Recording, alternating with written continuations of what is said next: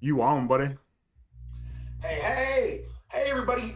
Thank you for tuning in once again to Blades Against Bandwidth. It's me, your own pal Judge Brendan. I'm here with the Blades of Bandwidth Against Bandwidth crew. Unfortunately, Reverend Dak is he got busy doing something and is not going to be able to make it tonight. So we're going to Warrior List tonight. However, we have an incredibly special guest who's going to step up, and we're sure is going to make everything all good.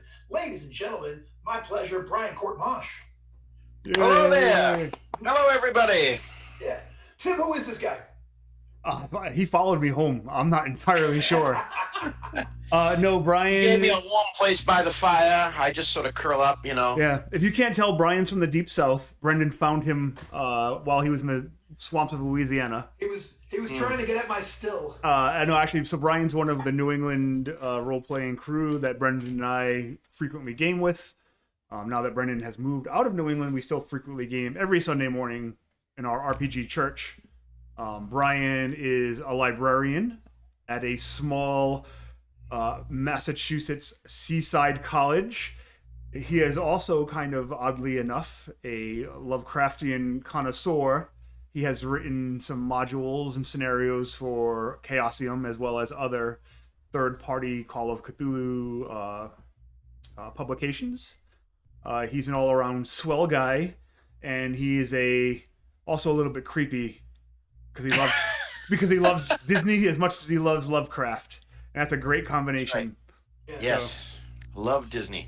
All right, absolutely. Ryan, anything you want to say about yourself? Anything you want to say there, sort of, while you have everybody's attention? My goodness, just honored to be here, and it's a real treat to be here. So, thanks for having me on board. And I was saying a few moments ago, you may have to help me a little bit with some of the DCC rules. I'm not a master of DCC like you all are. So, fine.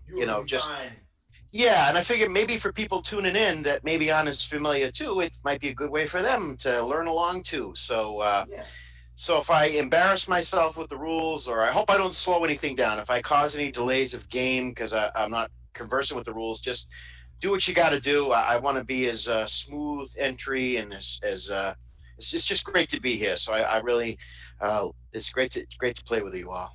Well, it's wonderful to have you, and BC, you'll be taking the role of Septus tonight. And one of the Septus is our wizard, and one of the things that is interesting about Septus is that every so often he goes through a mercurial change, and his personality swaps up. So you have just had one of these things.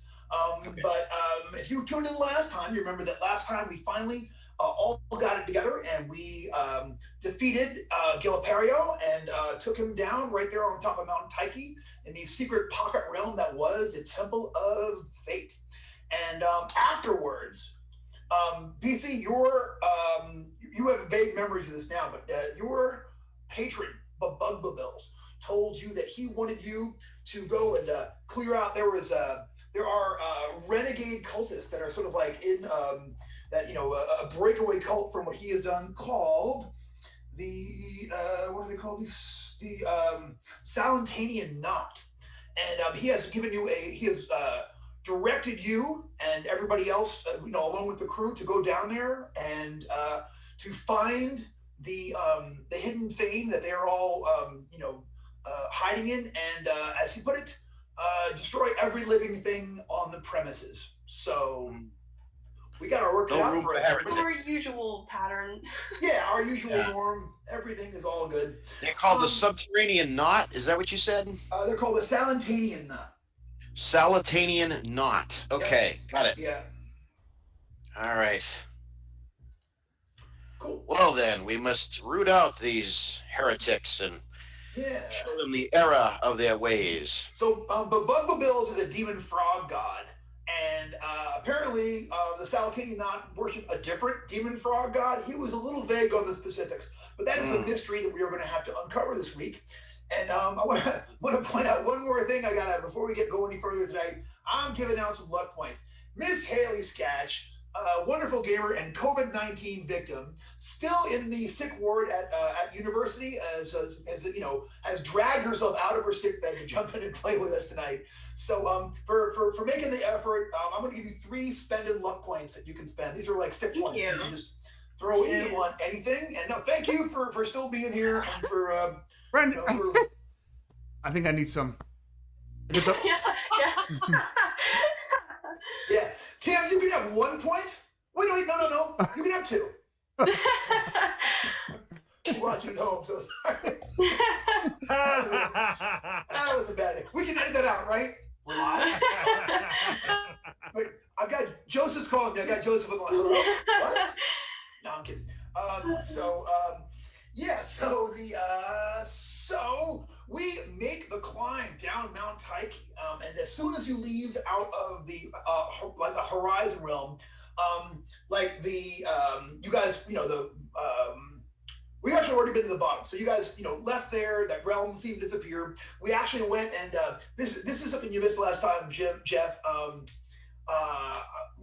Septis decided to give that ring that allows you to speak to the dead. He used that to talk to a spirit that gave you some advice during the final battle with Gilperio, and he gave it to the spirit. Just asked that he would go down into the village and tell his widow how much he missed her and give her some money. Some money was given. I think it was like 2 gold pieces. You cheap knuckleheads. But all this is wiped away when y'all gave them actually gave her the ring, the Speak with Dead ring, in order to allow her to occasionally speak up and talk to her husband. So you weren't here for it, but I am going to go ahead and say, since you were in on the getting of that, you are getting a luck point. So you get 1 point of luck, spending luck if you're over 18, which I think you are, that you can use as some giveaway points. So so Septis just knows the way. Okay, like the above the bills has put all this knowledge into him. You actually have to go down past the 9 town areas, actually back down into the swamp, not too far away from where you had the battle with that strange alien beacon, and it's the keepers of it.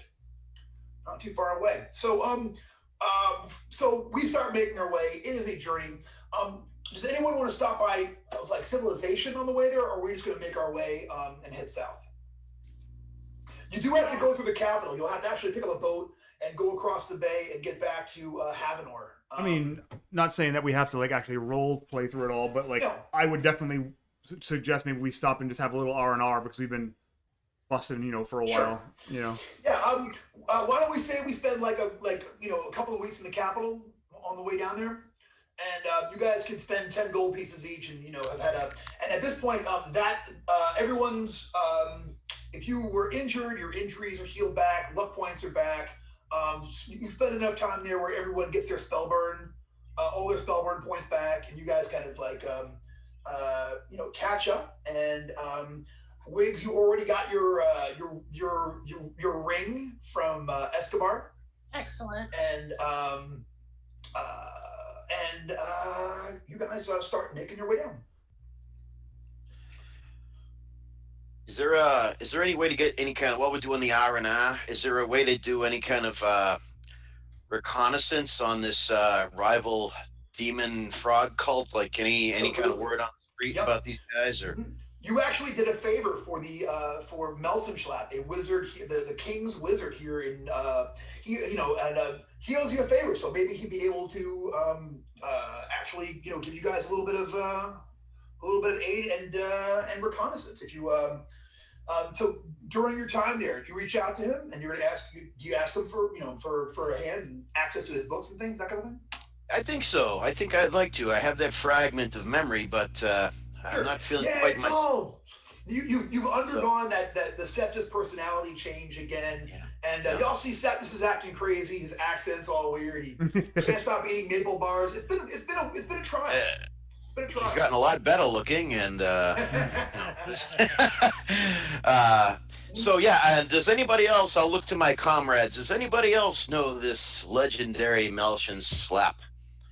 Does anybody else? You all went and saw him. So he is the king's wizard. He is all over corruption when you guys get there. So he has one super long leg that he has to drag behind him, and Bug Eyes, and you did go and talk to him at one point. He actually warned you that that the servitors of the Emerald Enchanter actually reached out to him, offering him cash if he would perish the crew of you. So that still has not happened. Just too likable. You just like so much. Assassins are like, those sweethearts, I don't want them. Plus, they might eat us, so we don't want any of that action. Yeah. So, but I will say that, yeah, you go and visit with Melsenschlap, and again, since we're just going to kind of get through it quickly, this is what you are able to glean going through his information. Initially, there was the original demon frog god. I have been going back and forth on how to pronounce this name for I started working on this, but it's Shapit Grodaz. It's as close as I can get. Shapit Grodaz. That's the best I can do. Shapit Grodaz was this original cult. They were incredibly successful. They were, putting together this plan to destroy the world. But the clergy of Shapit Grodaz has over time they got rich, they got decadent, and they stopped reaching out to their people and such.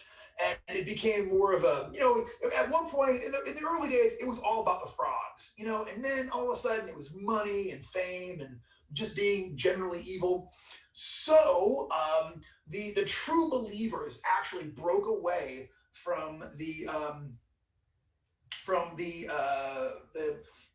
followers who called themselves the what do you call it? I can't think of the name of the knot. The Salentanian knot, but who were called by their enemies were called the Brotherhood of Warts. So the true believers broke away from the initial cult, and they decided they would start worshiping one of his. This is what you come across in the literature. Start worshiping one of his progeny, the great demon Bugbabills, who was initially one of like a servant of him. So there was a coup. There was a war within, like an intersectional war, and the Bugbabills and his people won out.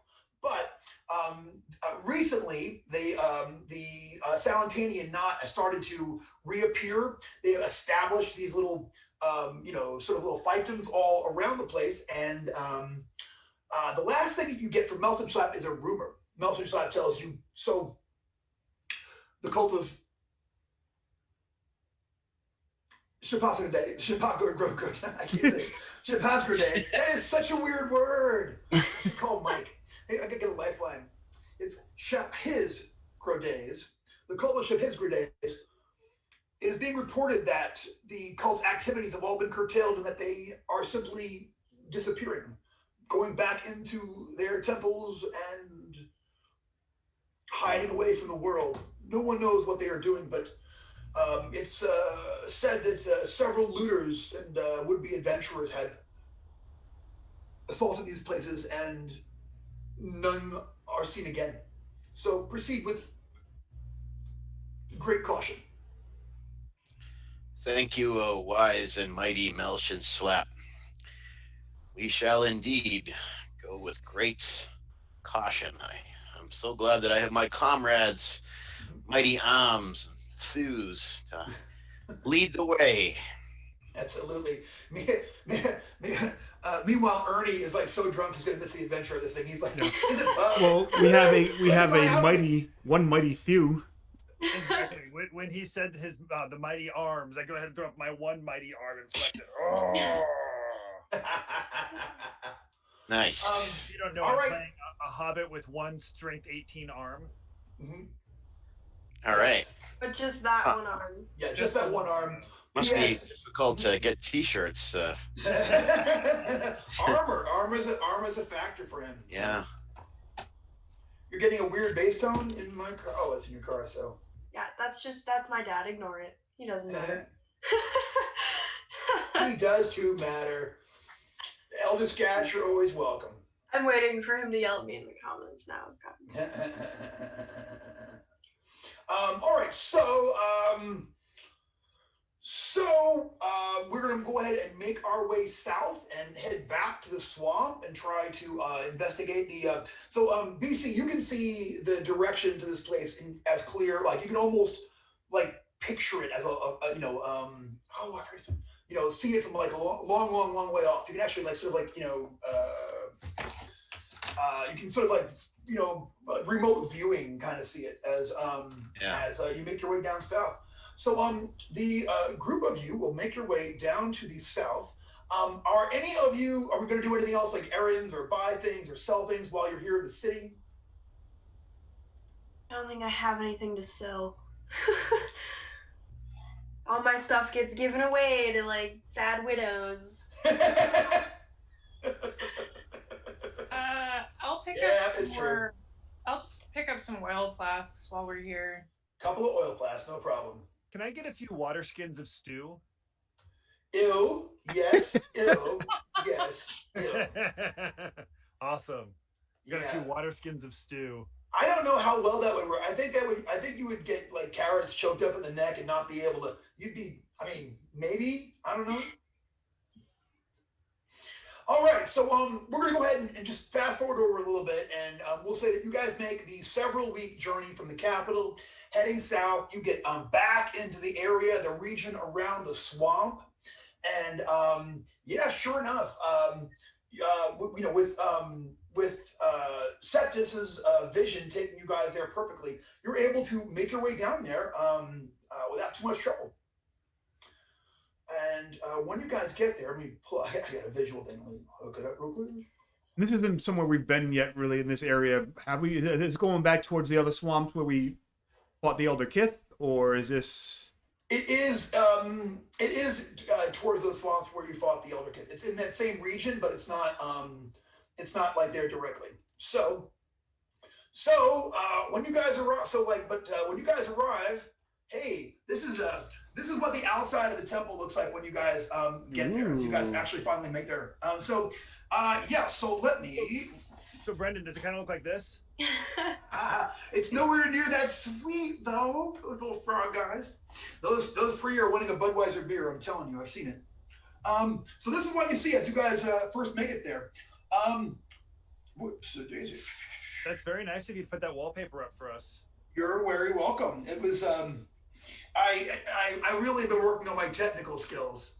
He lied. I took a picture with my phone and cropped it. So but there you go. So that is what it looks like from the outside. So you see that there are. I'll give you the breakdown here. So yes. Okay, so it's set into a waterlogged clearing, some 75 yards in diameter.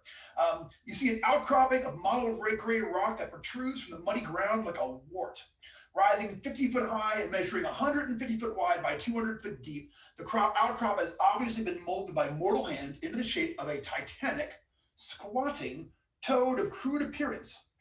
There are no windows, and the only means of entrance that you see is a pair of 10 foot tall, 8 foot wide stone valves set into the toad's breast and flanked by its broad, fat forelegs. A pathway of hexagonal shaped stone tiles leads from the swamp's water's edge, ending at the doors. So I've got a dozen eggs, and I'm not sure if they're good anymore. So I'm going to go ahead and walk up and put one of them into the swamp and see if it floats or not, because I want to test my eggs. Your eggs are not good, and they do whatever not good eggs do. So they float. So the eggs are rotten? Yes, you've been toting these around for weeks. You should have eaten these things at some point, or done something. I pick up the rotten egg that's floating and I put it back into my little egg carton. And I'll just keep a note to myself that I've got a dozen rotten eggs. Yeah, they're bad. You always just egg the temple and leave. Did anyone bring toilet paper? We can just like go ahead. But I'm That's so never grossed out with been, the right? smell of it that I'm gonna make it all better by taking a big chug of beef stew. Yeah, it's also past its expiration date, but not yet a lethal package, So that is what you see as you guys get there to the outside. Shapit Go days. Does Brendan do the forelegs? And I guess I'll kind of gingerly make my way up towards them to get a better look. But do they look like they are blocking the doorway, or is it set behind? Is the doorway set behind them? So it's you have to like make your way up these little stone steps there to like get over the hands to get to them, but they're not blocking them. There's a tiny little courtyard right there in front of the doors. But as you check them out, you see that all of the hexagonal shaped stone tiles leading from the swamp's water's edge, each one has a small carving of a fly into the stones. I'm sorry, a small what? Carving of a fly into the actual the flagstones that lead up to the door. So it's like a flagstone path leading up out of the water. Yeah. And they're all like kind of facing the same way. Like each flagstone has the same carving, or are any of them different? Yeah. They're all a little different. You know, they didn't get it from home and garden. You know what I'm saying? They're all like slightly different, but they but not like an obvious like pattern where like they're like they're one in the fact that they're handmade and have very slight differences there, but they're not different in the fact that they're actually doing different things or face different directions. Exactamundo. All right. I still have a feeling that if I step on one of these, it being a fly and this being a toad, that it's going to elicit some sort of reaction.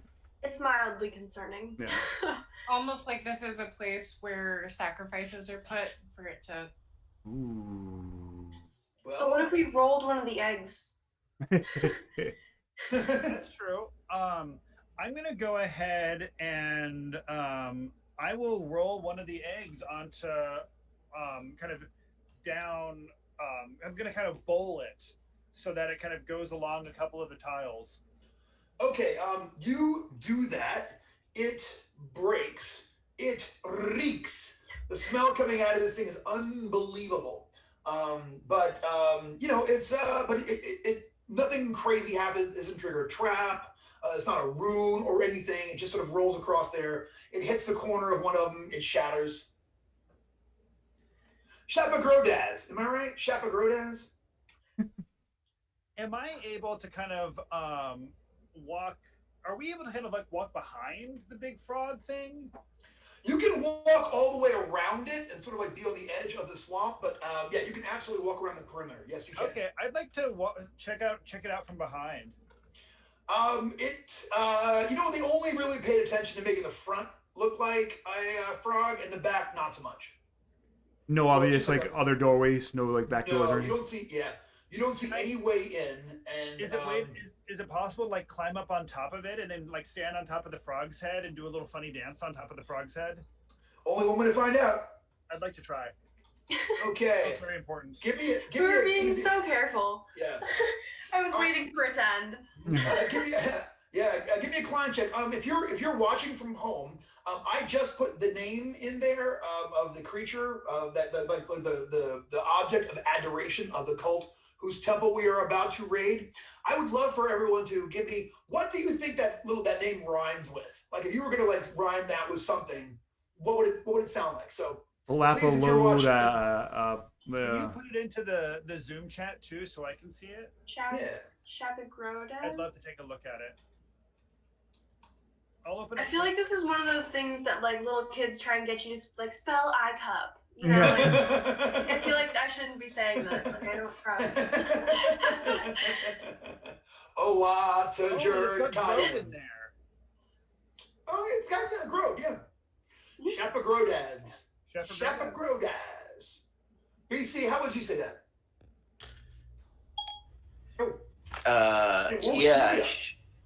Shapagrodaz. Shapagrodaz. PH become an F though? Daffy Toad Jazz. Shapagrodaz. Shapagrodaz. See what we're Shapagrodaz. Daffy Toad Jazz. Hey, Daffy Toad Jazz. That's not bad. Shapagrodaz. Daffy Toad Jazz. I feel like you've like just become the scat man. Yeah. I'd tap that toad as. And that was the night we all got fired. All right, so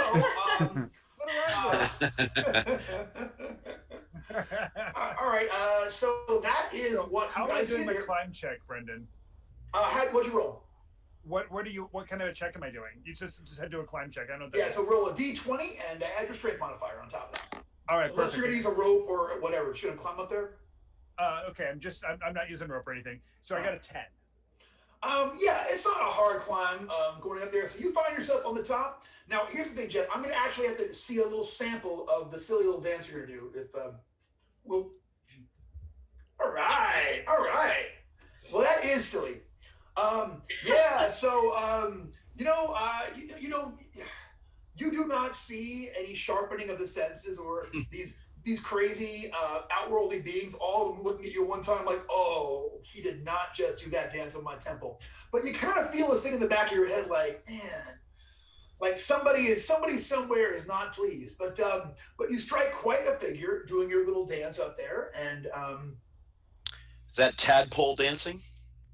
oh, for God's sakes, and thus it begins. It's begun! BC! Sorry.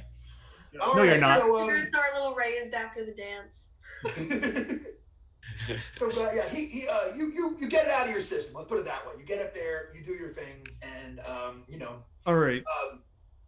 I'm gonna tell these. All right. So if you all want to wait on, a little further away from the paws or legs or whatever you call it. Yeah, I guess legs would be flippers, whatever. And I'll go and I'll see if I can get, because there is a door, right? That's just like, but it's beyond the fly tiles. Yeah. So I'm gonna go and just inspect the tiles and do my trap thing and see if any of them like depress, Sure. or if I look up at the toad statue's mouth, does it look like it might open and a tongue or something will come out, like what, stuff like that. Gotcha. All right, go up and give me a find traps check. 13. Okay, you go over there and inspect it. You notice that each of the two doors is decorated with a bas-relief carving of a toad that seems to watch you with mute interest. You also see that on the lintel above the portals is inscribed the words "Abode of the Toad" in the common tongue. You inspect it, you do not find any traps. The doors seem unlocked to you, and it seems like they will just open with a push. Are you I guys? had that same sign in my bathroom. I found. I said I had that same sign in my bathroom. I was say, yeah. I found the frat boy. Toad Wait, no, mine worshippers. says commode of the toad. Commode of the toad. It's just like a tapestry that says like Saturdays are for the toads. Mhm. It's just not hanging above the door. All right, so if I feel that there, it looks like it might be not secured or whatever, I will, looking back at them with a, and I'm gonna try and push the doors in. All right, you give that door a push. And yeah, the doors, when you push them, here's one thing though, they creak, they open very easily, okay? But they do make this noise. You think of the kind of doors that are set to make noise built in, because it almost sounds like a frog. They open like, I can't be doing that much more, but so there's from now on I'll be going frog noise. I don't understand myself, but you can just picture it, right? Yeah. Fill in your mental frog noise there. But yeah, you push those over, and beyond the croaking doors is a vestibule, peeling frescoes, victims of the swamp's damp, covered in the eastern, called the eastern, western, and southern walls. To the north, beyond the vestibule, the temple stretches off into the gloom. The air here is moist, stinking of mildew and the ghosts of strange, pungent incense. The sound of trickling water is faintly heard, and there's no light in here. So, so once you, that's the name, y'all. Dun, dun, dun, dun. So it looks right now. There's enough light from the door where you can kind of see a dim look. Take a dim look there. Into the interior of this place, but you will need a light source to make your way around in here. Otherwise, you will be stumbling around in the dark. All right, I'll light one of the torches. All right, You don't need to hold it so that you're not like, or the one person that's supposed to hide isn't the beacon of light. That's a good point. All right. I'll gladly turn it. Phoebe will hold the light. Yeah, I think that's a good You know plan. what? bringing light to the darkness. That's the whole point of Shul. So get over it. Exactly. Just doing my job. There you go. All right. So that is what you see. You light up a torch, and what do y'all do? I'll start heading in very cautiously. Okay, you head in. I'm assuming everyone's going in. I think as long as nothing immediately kills Anatol, then. So you guys go in. So just past the vestibule, the interior of the temple widens into a transept, which I have learned is that is where in a cross-shaped temple, like that's the part that goes the cross piece. So you sort of like, once you get past the vestibule, it goes left and right. Like there's two sort of like great big transepts is I guess the word. In front of you, there's a row of pillars, and then there's again it's dark up there. But it goes pillars as far as you can see into the darkness. Semi-tip transepts, small open areas attached to the temple's central space, extend to the east and the west. In the middle of the transept is a trickling fountain. From a basin of scummy water rises a carving of a toad seated atop a rock. Water issues from the amphibian's mouth. The flagstones around the fountain are slimy and discolored by algae. The temple continues past the transept, and a number of benches or pews can be seen. So this is like every suburban front lawn, basically. Yeah. Frogs spitting the water. Yes. So there's it's a small basin there. In the middle of it is a rock with a carving of a temple. There's water continuously streaming out the mouth of this thing. The water is scummy and algae-like and churning. The climb up and down that frog in my little dance has actually kind of worn me out a little bit. So I'm going to go ahead and take a seat on one of the benches and just kind of catch my breath. All right, you go over there and plop down in one of those benches, and it is fairly mellow over there.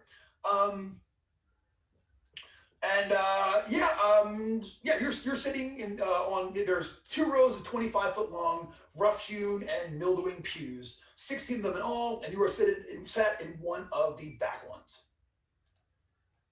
Does the frog statue that's gurgling the water, does it look like just any old frog, or is this sort of a specific representation of Shapagrodaz? Shapagrodaz.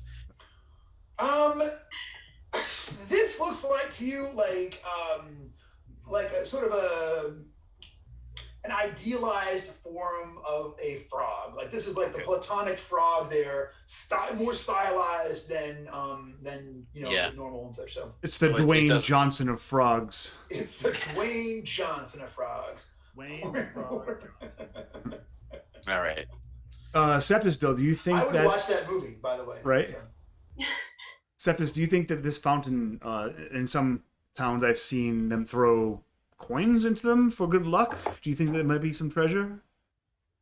It's a possibility. If the foul cultists of Shapagrodaz wish to invoke his foul favor, they may have indeed tossed offerings of gold and silver and whatnot into this this pond, this interior basin. All right, I'm just gonna step in as the cleric here and say, bad idea to steal from a god. Yeah, but They we're have here. a novelty doorbell. How bad can they be? Somebody clip that. That was awesome. Plus, we're not necessarily gonna steal from the temple. We just want to see, if they throw their treasure. And we are here to kill them too, right? Isn't that? We are here to bring them We're low. dead. Stealing is fine, but there's still Humiliate, desecrate, and destroy. If you kill the worshippers, there's still the god. So just. Well, I'm just god, curious. So that's what I heard. I'm gonna take out my crowbar Any and step over. I have a 10-foot pole. If you want to use that. Well, I was gonna see. I'm actually fishing. I'm thinking that maybe the 10-foot pole might be too unwieldy, so I'm just gonna try and scrape up and see if anything. Any coin you take from that pool is a coin less in the aid and service of this heretical cult. Bam. Spoken like a true Babilzian.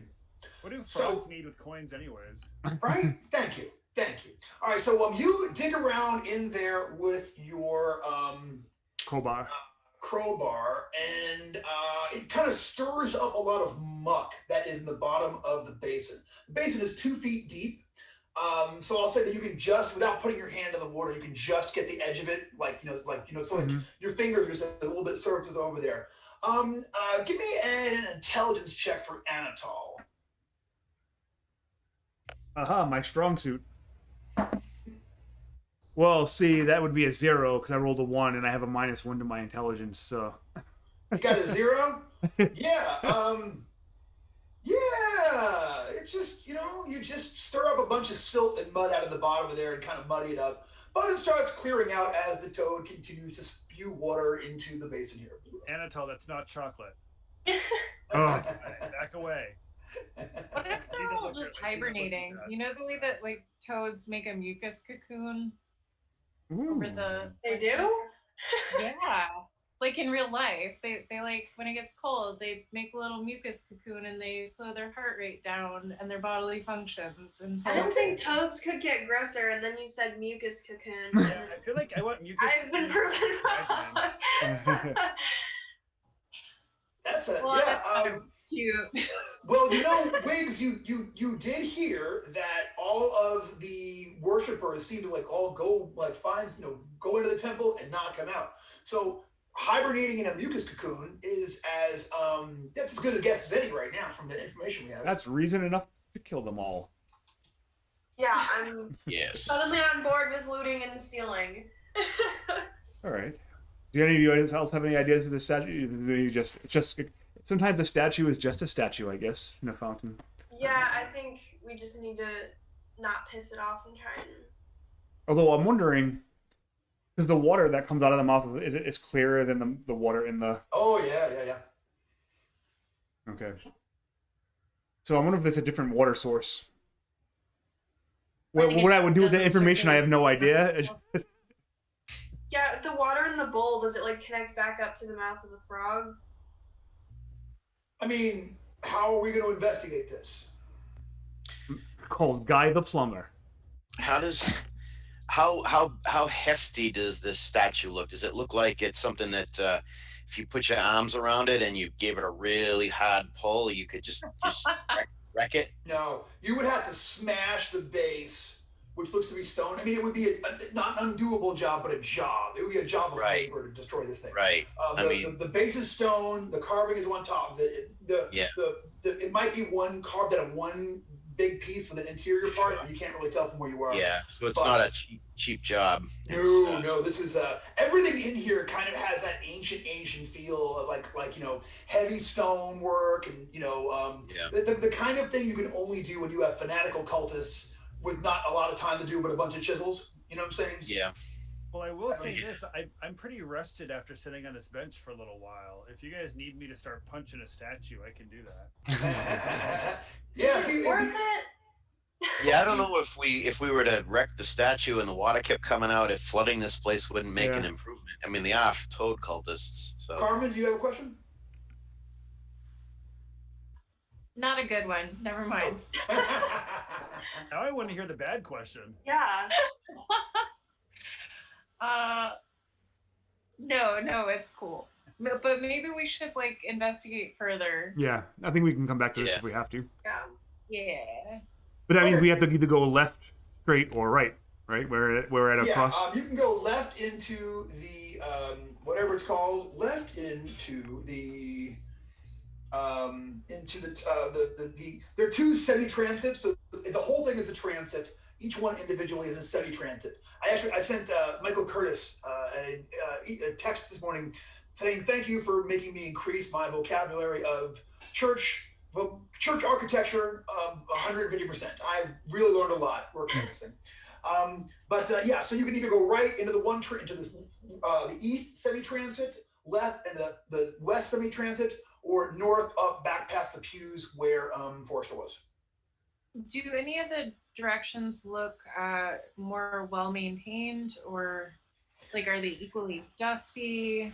No, they're not even super dusty, really. They're like this looks like it doesn't look like it's been uninhabited for ancient times, it looks like it's been uninhabited for a little while. You know what I mean? Like, it doesn't look like, you know, a lot of the places you go to, no one's been there forever, you know, but like, but what this looks like, you know, it might have been, a week or two ago, someone might have been wandering around in here. So no cobwebs or anything like that. Septus, this is your mission. What do you say? All right, Septus is going to, Septus is going to like lick his palm and then hold it up in front of him and be like, Bugmamil, guide us forward to the heretics. All right. And then whichever way I get a sense of, but it's going to be that froggy. Yeah. And you know what? I'm gonna say. Even if it's for theatrics, because I can't let these people know that I'm full of it, so I'm just. Gotcha. Yeah. Maybe you have an inkling that you should go and investigate the West Semi-Transit. The true lords whispers that we must travel to the west. All right. So we head that way. Yeah. Assume so. All right. So this is the Southwest Semi-Transit. The frescoes from this vestibule continue along the walls of this space. The toads in these paintings are joined by a ferocious-looking human male with matted hair, dressed in crude furs. He bears a grisly totemic rod adorned with a malformed skull that bears the traits of both man and amphibian. Near the western wall is a stone sarcophagi, bearing the life-sized effigy of a human figure resting atop its lid. The sides of the coffin are decorated with bas-relief carvings of toads of alternating sizes. That's a pretty awesome fresco. Person and a sarcophagus. Yeah, frescoes and sarcophagus. You guys think the dude with the gross hair and that cool scepter is in there? There's one way to find out. Jeff, you seem a little quiet to me. Compared to everybody else, you seem like your level seems a little bit low. Okay. Let's see what I can do about that. All right, just throwing it out there. All right. So yeah, sarcophagi, frescoes, man frog. You know, Tuesday. I want to. Better. Yes. Okay. Cool. Yeah, definitely a lot of crisper. If you know, I'm gonna check some of the frescoes, Brendan, because I want to see if maybe they're in the way they. So the frescoes are painted, or they are carved in bas relief on the. No, the frescoes are little tiny tiles, colored tiles that are sort of like put up there. So there's a mosaic of tiles that are all like making the way up their own way. They seem fairly waterproof. I just want to look at them closely to see if maybe one of them might be like a latch, or I'm looking for secret doors essentially. Gotcha. All right, you can give me a check, and you can all give me a check. And you know what I learned this week? You know, I'm always learning new things about DCC. I have been doing elves checking for secret doors wrong. You have a +4 to check secret doors and not a higher die, as I have been doing it incorrectly. So you can make me a check, intelligence mod, and Wiggs, you can do the same thing, and you can add +4 because of your modified intelligence, your elvishness. Did anyone else not like that he said they look waterproof? Yeah. Did we just brush over that? Like the room isn't gonna flood? Brendan, I got a 15 on my check. All right. Yeah, one for Forrester. Forrester, you're still thinking about dance moves. Like maybe I should have given him a little more of this action. You know what I'm saying? Yeah. All right. So you actually check that wall. You give that a real thorough check over there, and you do not find any secret doors in there. You the frescoes really seem, they really are okay. What you can tell though from your careful investigation is that the man depicted, this one guy depicted a lot of times. He's always sort of shown like lording over both frogs and men in all of these pictures. A lot of them are pretty gross. They're him dominating men and creatures alike. Yeah, man and frog alike. Well, he's no hero of Bugmamil, so that means he's nothing but a false prophet. Boom. Perhaps he rests in this sarcophagus. perhaps we should disturb that rest. Is this a good time for Detect Evil? Yeah. Is it ever a bad time for Detect Evil? That's a very good point. All right, maybe I will cast Detect Evil. Yeah, I think I should. Okay. Now, Septus is chaotic. I don't know if I'm giving away any state secrets, but does that mean he's going to light up? You will show up as chaotic. Yeah, you'll show up as chaotic. Yeah. But we're all used to your chaos though. Like you're not okay. Like, I don't have my rule book with me. I got you. Just been wrong. I grabbed my dice. I forgot my dice when I was in such a hurry to get. Father, sorry. BC. I know. I'm such a remedial student. I know. I'll be back. I'm just gonna grab my dice. I'm just giving you a hard time, bro. Yeah, my book is back in my dorm room. My actual. No worries. I got you. I got to Detect Evil, blah. Give me a check. Modified 20. Modified 20. Okay, so Brian, is your bookshelf so tall that you've had to cut a hole in your ceiling to accommodate for it? Oh, no, that's just it's just the stairwell that goes. I'm down in the basement. I'm down in my lair, and that's the stairwell to go up to civilization. Something cool. BC has got a sarcophagi-shaped bookshelf in there. Show and tell. Let me see if I can bring him over there. If nice. Awesome. Yeah, go open it up. Open it up. Oh, okay. Let me go. If I go this way, hold on. I gotta get my headphones off. Let me see if I can do this without making a mess. This is the part in the horror movie where he goes and opens it up and something leaps out and murders him. Yeah. Can you see it? I don't know if. You can. You're in view. Okay. Have you guys seen a horror movie that takes place entirely on Zoom? Yeah. Yeah, it's really. You watched that? Oh yeah, it's great. I thought it was killer. I really liked that. So see, it opens up. I don't know if you can see that, but there's. That is so cool. All right, let me just. How's that for a geek wall, kids? What do you think? Can I put that on my Christmas list? Geek quiz. So. That's really cool. Yeah, I got lucky on that one. They used to sell it for on when you used to go on the airplanes and they used to have those magazines called Sky Mall. Yeah. Remember that? They were full of like all kinds of like frivolous and expensive things, And I first saw it on Sky Mall, and it was too rich for my blood. But then years later, somebody was selling one on the Cape. I was on Craigslist, and somebody was selling it out on the Cape Cod, and for like a really good price. So I went to my wife and I said, "Honey, I need like $300 in the minivan stat." And and no questions. Okay, so BC, being a librarian and being a Lovecraft scholar and writer for Chaosium, what made you think that picking up a strange sarcophagus was safe in any sense? Yeah, well, it whispers to me every night. I've got a whole new perspective on things since I brought it home. So I have a clown mask like that. I have a haunted clown mask in my room. A haunted, very cool. A haunted, clowns are spooky. Yeah. So. That's cool. I'm gonna put that on my Christmas list, and my relatives are gonna be like, "Haley, what? Why?" I feel like Mucus Cocoon's first album needs to be Craigslist sarcophagi. I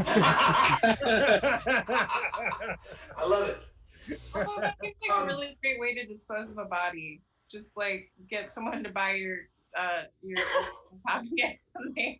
Mummy them up, like actually make him into a mummy and be like, "Hey, I got it like this. He was in here." That's what Kelly's probably going to do when she's finally had enough of me. She's probably going to do me in and then stick me in that thing, and no one will be the wiser. All right, Haley. Phoebe gets a check. This is going to last for 6 turns, okay? And you're immediately aware of all evil creatures and objects within 180 feet. In addition, evil creatures and objects shine with a faint, unearthly glow that is obvious to the cleric's allies. So, chaos people are all showing as well. The place radiates some evil, but you don't get anything. You don't. The whole place radiates a low level of chaos magic, as this is like a portion of the chaos. But at least from your point of view right now, you do not see any evil creatures. You do not see the faint glow of evil in your immediate vicinity. Not even the sarcophagi? No, the sarcophagi does not register as the sarcophagi has the same low level of chaos evil as everything in here. You know what I'm saying? But it's not like you don't have it doesn't glow. Exceptional level of horrifying. Yeah. And it doesn't glow like a creature that sticks in to get you. So that is what you see. Huge, big, heavy lid, stone, and it's got like a relief of the frogman guy that's depicted in the same frescoes over there. All right. Septus, you want to help me with this? Indeed. I'm sure it's heavy. Yeah. Yes. You need to get Forrest for it. Your help. Yeah. You don't need to get Forrest. Help. Yeah. Maybe we Everybody. could use, Forrest is one big arm to help us out too. Yeah, definitely. Yeah. Everybody who's going to. Oh, so we're going to lift the lid off of the sarcophagi. Yeah, I'll give it a quick once over. Yep, Make sure it's not like there's check like a the blade trap trap or something. Or I'm gonna just have my my holy symbol. I'm just gonna be holding it and like Gotcha. ready. Condition 1. Condition 1. Sorry. Just in case. I missed that, Carmen. I'm sorry. Say again, Carmen. I have an arrow knocked pointed at the sarcophagus. Just You are there, ready, JIC. I got you. Yeah, just back up. I got a 16, Brendan. You do not find any mechanical traps associated with the outside of this thing. All right. We're all gonna be so ready. It's been the most like anticlimactic thing ever. Like the lid's just gonna like slowly slide off and it's gonna be empty. Yeah. Is this one strength check we're making to open it? Everybody make me a strength check. Highest number is the active. Everybody else who gets a 10 or better gives them +1. This is a D20 roll, Brendan? D20 roll and add your strength mod. And that is how I do mass checks like this. So if you're watching at home, steal that. I got an 11. 11? 17 total. 17. What'd you get for Forrester? I roll a 3 and I have a +3, so I only got a 6. All right. Well, so Brian, you get a +1 from me because I rolled over a 10. All right. So that's 18? 18. All right. So working together, y'all are able to get the sarcophagus lid off of there. Okay. So the first thing you see is that on the underside of the lid, carved with great care in scrolling letters, is the phrase, "Yea, shall I dwell in the bowels of the great winged toad, and I shall be happy." Inside the sarcophagi are a half score of dead toads, the size of large dogs. Each one is wrapped in tattered silk bandages and very desiccated. They're Those ancient. mummies. I bet there's pieces of this dude in their bellies. But they do not glow to you or glow to Haley, to Phoebe, sorry.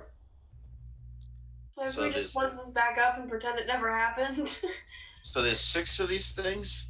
Yeah, 6 of these little dead, desiccated, wrapped up in silk frogs. These things have been like lovingly wrapped up. They look like they've been really carefully placed here, and they're they're sat in such a way along it where like they're like looking at each other, and like 2 here, 2 here, 2 here, so. I'll And pull they're one about the out. size of a dog. Each of them's about the size of a dog. Yeah, they're big. These are big old froggies.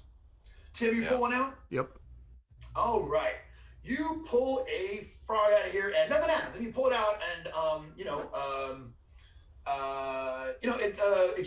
it comes out easy in your hands. It feels like they're fairly delicate. It feels like you could just shred one if you wanted to, or throw it and break it. I mean, it's a very, very, very old toad corpse. I definitely want to cut its belly open. Okay, you cut one's belly open. It's been taxidermied. You can tell, like it's like canoptic style. So like the interior bits have mostly been taken out and has been sort of reloaded up with like what to you looks like very, very, very old swamp moss, dead bugs, like bits of earth. Just it's been filled up with something. Sure. Filler. I want to check for secret doors at the bottom of the sarcophagus. You got it. You can go ahead and give me that roll, D20, as your intelligence buffer, and +4, as I have learned I have been doing it wrong for nigh these 8 years. They both work. It's fine. I know, but it's embarrassing. That's a real basic thing. You know what? I played an elf one time and never again, and I think that's the thing. I've never, of all the classes, I played elf the least. I think that's what's... Goes to show though that even Brendan the South make mistakes. Right. Oh And my it's god! fine if the game still works. Personally, I like the dice chain better for anything that's higher than a +2. I do Yeah. too, but there you go. But you know what though? As far as this goes, I feel like it's rules is written, so they are.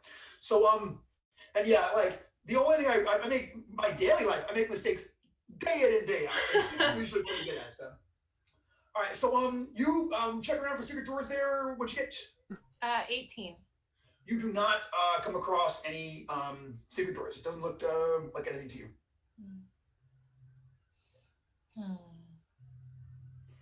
And this was it in the room, right? It was this, and then... Yep, it was that, and the scrolling phrase there, "Yea, shall I dwell in the bowels of the great winged toad, and I shall be happy." I didn't know this toad was winged. It seems... You have not seen a depiction of a winged toad yet throughout anything here. Not one.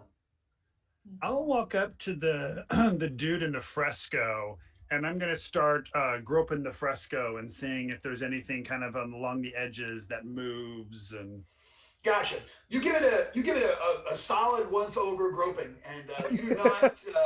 All that changes is you start glowing a little bit to me. Ew. Do you go after its feet because he's like asleep there, or? No. Sorry. I apologize for that. So this is what happens when we don't get together in a while. We're like children all over again. So, yeah. So you do not come across anything in there in the And you said there's no other really like this. This is just like a chamber, no doors out of this place. Yeah. So like like imagine you're at the front door of the church. It's got two wings off of it here, left and right. You're in the left wing, and you do not see any ways outside. And unless it was in the seat, actually, unless it was in the floor, you walked around the entire outside of this thing. You don't know where it would go. It would have to be like a little crazy space in the walls or something, or it wouldn't architecturally make sense. Not that means it hasn't happened. Obviously, we live in a world of all kinds. You have seen many, many, many strange things. So always good to check. Septus, who's this winged toad? Is that Bugbabills? You know what? Give me a wheelhouse check for Septus. Give me a D20. Add your intelligence modifier and your D20 intelligence modifier and your wizard level. Okay. So my wizard level is 2, correct? I think so, yes. Yeah, okay. Ooh, natural 20 on the die. Oh, nice. And then 4 on top of that, so 24. Outstanding. Okay, I gotta take 1 minute and 5 minutes. I got kind of like a swampy green set of dice just for tonight, see? Okay, so you know that there are 3 aspects. This is something you came across in your travels that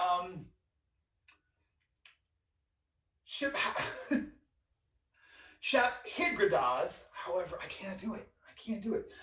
Shaphidradaz has got 3 aspects, and one of the aspects is depicted as having wings. I'm trying to see the names of all 3 of them. There is Kroga, the mother of multitudes, is the one aspect. That is not the winged one. And then one is the avatar is called the Great Winged Toad, which is that's Decay, the Destroyer. That's like the second aspect of the Frog God. And there's a third one. I'm not seeing it here, but it'll come up, and you know what it is, BC. Your character knows this. When yeah. Blah blah blah blah blah blah blah. But the Destroyer is the one who is the winged toad is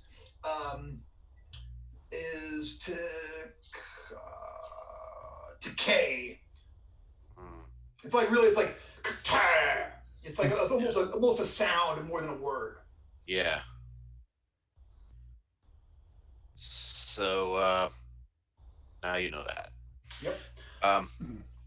So I'm going to say the words on the words that are inscribed on the lid of the sarcophagus. Gotcha. It may be if you say them out loud, it means something. It might provoke a reaction. So I'm going to say the phrase. Okay. I'm not going to scream it. I'm just going to say it. Gotcha. You say it out loud. I got you. Yeah. You say, "Yea, shall I dwell in the bowels of the great winged toad, and I shall be happy." Nothing seems to happen, right? But that you can see. You say it out loud. It kind of echoes off the stone walls here, the frescoed walls. But that is what you see. All right. My last idea is just to shake the remainder. I'm not going to go bother cutting them all up, but let's just shake the remainder of the mummified toads to see if there's any like material treasure buried inside them. Listening for a thump or a clink of coins. Yeah. They all now that you have shaken them all, you are fairly certain that these are all done the exact same way, same kind of stuff packed inside of them. I'm just watching members of my party slowly start to glow evil as they just do horrible things to like. Like, oh, okay, guys. All right, guys, maybe defrogify these things. Maybe shaking corpses isn't. Defrogify them, like throw them in that pool. Oh, back they in the are fountain? desiccated, so that might, if we liquidate them, that might have an effect, like, or liquefy them. You want to do I it? don't want to, but I will grab one and run back to the fountain and give it a good dunk. Okay. I picture Wiggs like football tucking one. I want to. Let's get. I need to get this 100% right. So, you're going to drop it in there, or are you going to physically dunk it in there? I'll give it a good swish like laundry. Show me. Like. I will grab your mummified toad and demonstrate. Just dunk it straight in, and maybe rinse off in the clear water that's coming out. Yeah. I gotcha. So, all right. Here is what happens. Oh no! So, please give me a DC 10 reflex check. This is an actual reflex save. Actually, reflex save. Let me find my D10. No, roll a D20. You want to get a 10 or better on a reflex save. Oh, right. 13. Okay, so you feel tiny little bites all over your hand. You take a point of damage, and you feel all these tiny little bites, and you can see that like when you pull your hands out, you've got like hundreds of itty bitty little bites all over your hands. And so does the dead toad. The dead toad is like eaten up in places. A lot of that silk is just gone off a bit. A lot of its flesh has been like stripped away. There's like little tadpoles in there or something.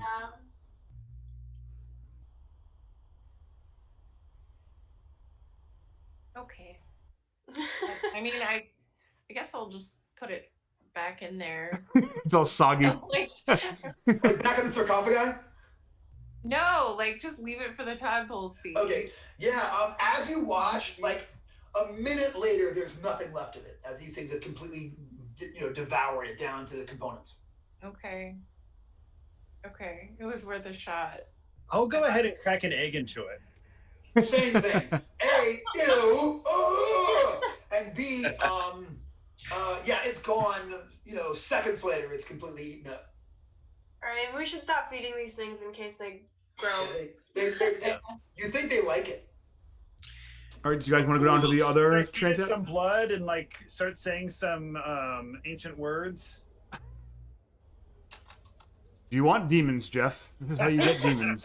I was just writing in the chat. How we get demons? What side are we on again? Yeah.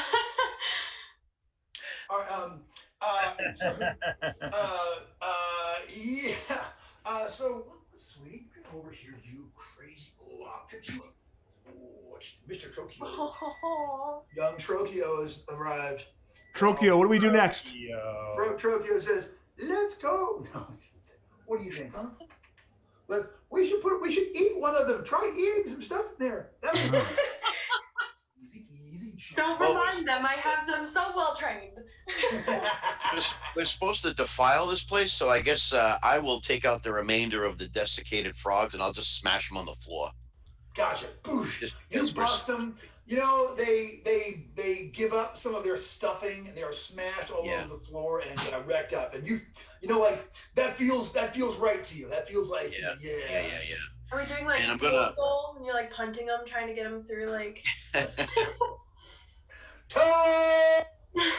And the top of the lid of the sarcophagus, I'll take an implement and I'll try to bust the nose off of it, like they used to do for the defiled Egyptian. Remember those? I know that. Yeah. You completely desecrate this one, chink, and knock that nose off of there, and you feel the silent. Well, this, you know what? I've never seen this side of you before.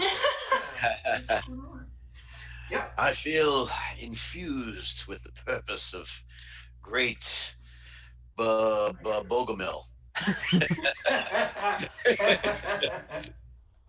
overcome with his wrath. Well, should we go check that other transept then? Yes. Maybe before we... All right, we're gonna walk over into the other transept. Okay, so you make your way Let's over hop there. to it. All right, guys. For anything that's specifically glowing aggressively at us. Actually, as you pass the pews, you can see that up along the like in that room where Forrester went and took his break. You see that up there. Let me describe this to you. Yeah, so that up along the top of it, there are high up on them, there are 8 3-foot-tall niches, 4 on each wall, and each one has a statue in the shape of a squatting winged toad. And you can, oh, sweetheart, careful! No, you're gonna get stepped on. It's just so crazy. You're so crazy. Sorry, I got cat maintenance issues. But you didn't even notice them before, but now that you walk past, you notice them because of the glow of evil coming off all of them. I want to just point that out to everyone and make sure that we are aware that is a You all see it as well too. You can't quite, like I said, the little tiny frog statues with wings, and they're tiny frog statues, all right. So that it's not like they're like 2 feet tall. Okay. Yeah, they're not like, mega. Maybe they're not actually statues, but maybe we should. Oh, you want to go? that's a good point. Who wants Can we to shoot at one? Do you want to lasso one? Pull it down. Do we shoot or lasso? Wiggs has really been becoming like you've lassoed enough that you feel like you've got it down now. So, are these things so far in the room, Brendan, that we actually have to enter another room, or are they kind of on the way to the next transept? Okay, so if you stand in the middle there by that fountain where you are, there's like you have the angle to like shoot a bow or a rock at one on either side. If you want to actually like walk down there and confront them, like then you're gonna have to actually enter in that room with the pews. Okay. Well, Jess said lasso, so I guess we go with lasso. All right. So you guys all wander in there, go in, and Wiggs, you're gonna start getting your lasso ready. Yep. All Again, right. holy symbol. Gotcha. Having no faith in anything that goes on. Yeah. Well, actually, as you walk up the middle aisle between the pews, all 8 of them animate and fly down at you and get ready to come to the attack. So let us. Oh my gosh, y'all! I just hit the last page of my notes notebook that I've been using for a very small amount of time, like weeks. All right. Gosh, I actually found this. Check this out. This is like. Let's see here. This I found this and at a thrift store. I don't know if you can see it, but it's got somebody else's class schedule on there. Real busy dude with all kinds of stuff on there. So thanks whoever you are. Way to be. All right, so let's go ahead and let us get some initiative. Once the 8 of y'all walked in there, then they all sort of like got it together and came at you, and they are looking at a rock and roll 15. Big initiative over here. Not that big. Probably right. Tim, what'd you get for Anatol? 18. Look at you, kid. You're going first. Okay, Phoebe. 17. Woo! COVID and everything. I know, right? Is COVID slowing my girl down? No. BC, how'd you do? I got a 3. 3 for Septus. Womp womp. Yep. You were thinking about frog killing. I've been there. Wiggs. 9. 9 for Wiggs. And Forrester Long Branch. 14. 14. Okay. So it's Anatol, Phoebe, whatever these things are, Forrester, Wiggs, and then Septus. So Anatol, you were going to go first. As they sort of like fly out of their niches up there. Uh-huh. They are, when they first pop out, they are, as you are making your way down, you're going down the middle aisle, so there's pews to your right, pews to your left. There's maybe a 10-foot space there in the middle, like a hallway. and they are coming at you from both directions. You also see for the first time that there's a door on the left side of the chamber over here that you now spot as these things are flying from the top of it and coming down at you off the top ropes. So that is what you see. So, will I be able to engage them in melee at this point, or are they still too far away? If you take a move action, I will actually, if you want to, you can stand on one of these pews and take a swing at one. Yes, I will do that. Because they're still high up in the air. And I will fight Florentine like usual. Florentine. Long sword, short sword. Gotcha. Both of them are pretty garbage rolls. I got a 11 on the short. 8 on the short sword and 6 on the long sword. So both misses. Okay. And I ain't spending luck on that yet. I heard that. So you jump up out there and swing. They're actually fairly nimble.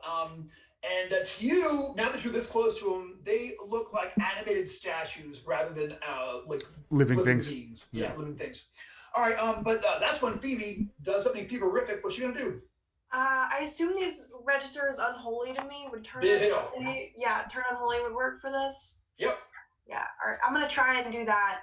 And this is on try. Gotcha. Don't forget, if you have a luck modifier, add your luck modifier. That's right, I do. Everyone forgets that one, but yeah, it's your base thing. That'll be a 16 for turn unholy. 16. Very nice. Isn't that nice? You don't get it. All right, you got a 16. Goodness gracious. 1, 2, 3. Roll me a D3 there. And add your caster level. So 4. You got a 4. That is fantastic. So I'm going to have to roll a saving throw for 4 of these things, as they are possibly affected by your turn. I'm going to willpower over here.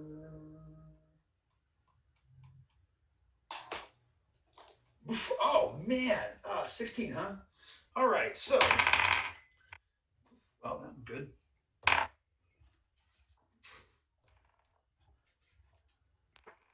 All right, you would not believe the rolls I just made for these things. Okay, 2 of them are turned. 2 of them and just get ready to flee and get out of here. Silently, they don't make it. I made a noise. They don't make a noise. I'm trying to their face. But yeah, so 2 of them are completely out of the fight. So the rest of them, however, are flying down amongst you and are here for violence. So so here is what happens. Tim, where you are? Yeah.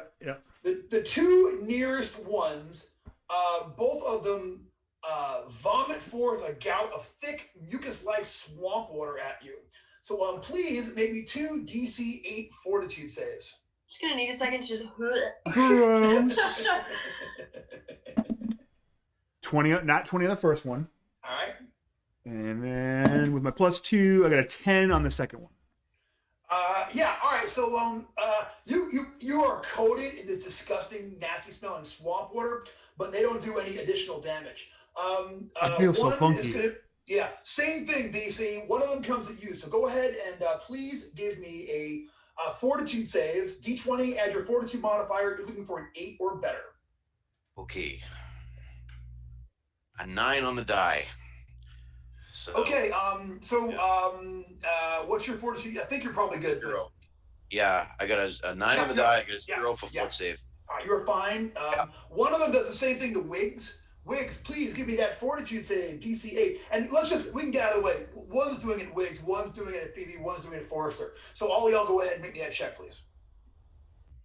We just gotta be an 8, right? 8 or better, fortitude save. Yep. I'm good. 15. Good. 13 over here. Good. All right. So they all kind of, it's way nastier than it is effective. You know what I mean? But you're now all covered in this disgusting swamp water, and they fly up a little bit, so they're going to stay out of melee range, including the ones. Actually, Tim, you can take 1 shot with your same die as one of them flies up to the roof here, trying to get out of the range of your attack. The other 2, though, the 2 that are turned, actually go south, and they can't get there in 1 round, but they're clearly going for the doors like they're trying to get the hell out of here. Yeah, I missed my parting shot. All right. So the rest of them now, there are 6 remaining that are there. They are all unwounded, and they are all sort of like flying up and gathering there around the ceiling. Like almost like they made a little bit of a circle above you with all of them facing out so they can kind of face all of y'all at once. So Forrester, it is your turn. These things are now they're like 12 feet up in the air at this point. All right, I guess I'm going to go ahead and grab my sling and start chucking bullets at them. All right, give me a shot. I fumble. Whoa, a rare Forrester fumble. Yes. Please go ahead and give me a fumble check. That is my D14, which was a 1, and I've got like a -3 or something, so less than a 0. Okay, yeah. So it's a wild miss. It flies over and bounces off the wall, but no further damage is done. And it is Wiggs. Wiggs, I got 6 little flying frog gargoyles hovering around the ceiling here. I will magic missile. All right.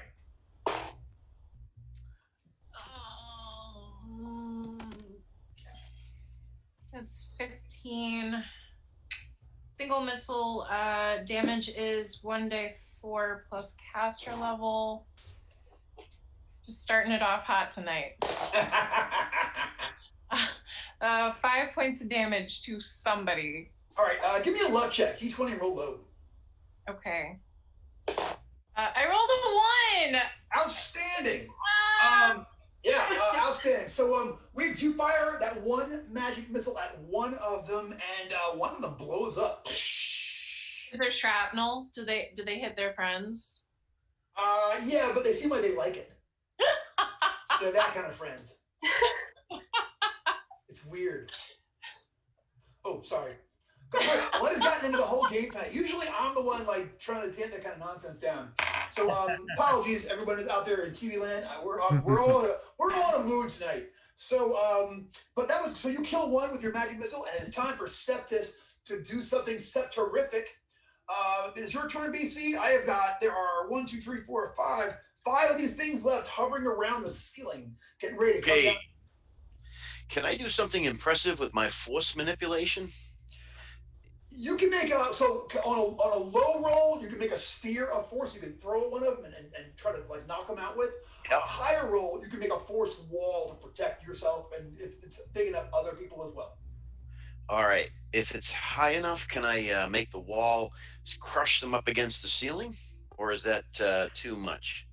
All right. So you want to actually use this thing as an attack spell and crush them up there. Yeah. It's not impossible. You have done some freaky things with this spell in the past. So yeah. I will give you a lower to use this as an attack spell. I won't let you do it. You're kind of recasting on the fly and sort of almost inventing it anew. So instead, and since you're actually going to use a defensive spell as an attack spell, you want to make your spell check. You'll be rolling a D14 rather than a D20. So you can do it with a D14 spell check and try to crush them up against the ceiling and just see how well you do. Okay. For those of us that don't have a 14-sided die at home, how does that work? You want to roll it for me? I've got one right here. Why don't Forrester, give me a roll. Yeah, go for it, Jeff. I rolled an 8. An 8. So what's your modifier on top of that? What am I looking for a modifier?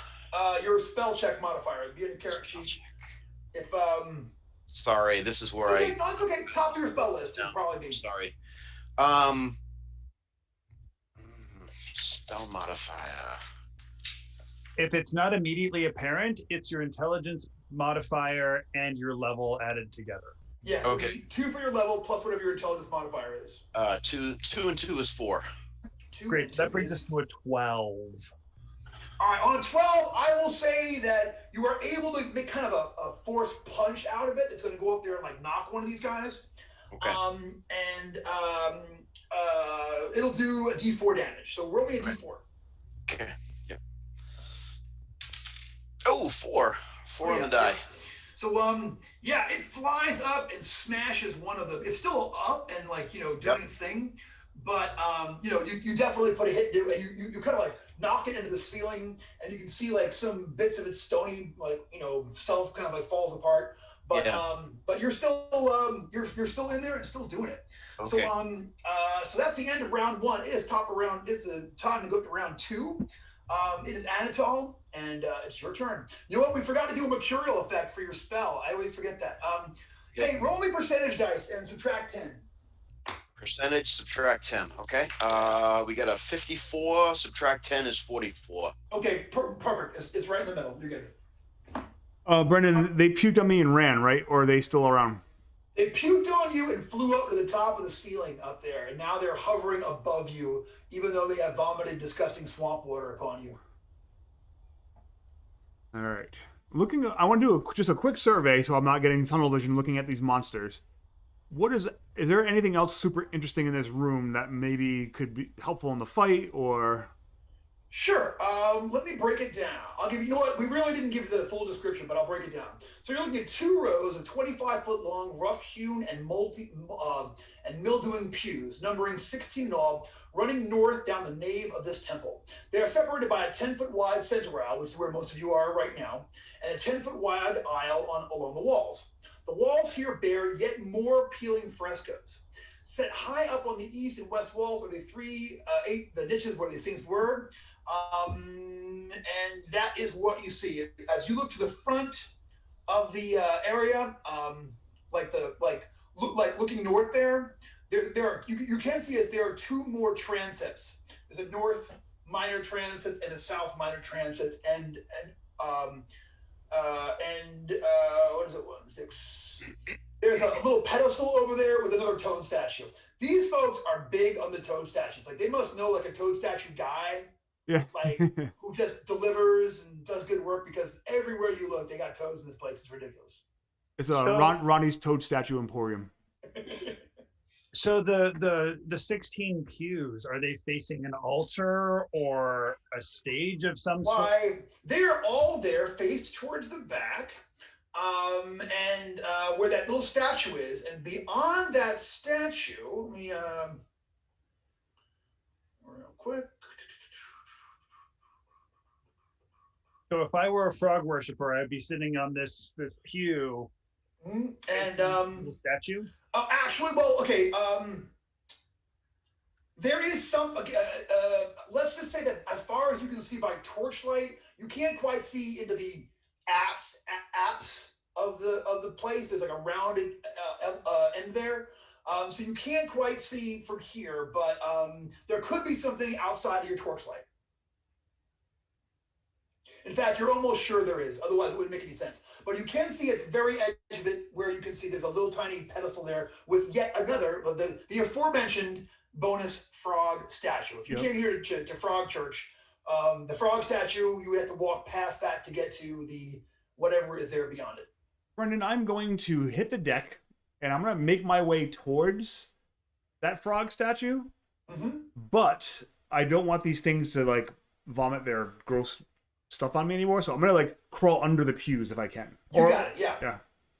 All right, yeah. And I guess what I'll do is like I'll move my normal movement rate, and I'll try and hide in shadows while I'm doing that.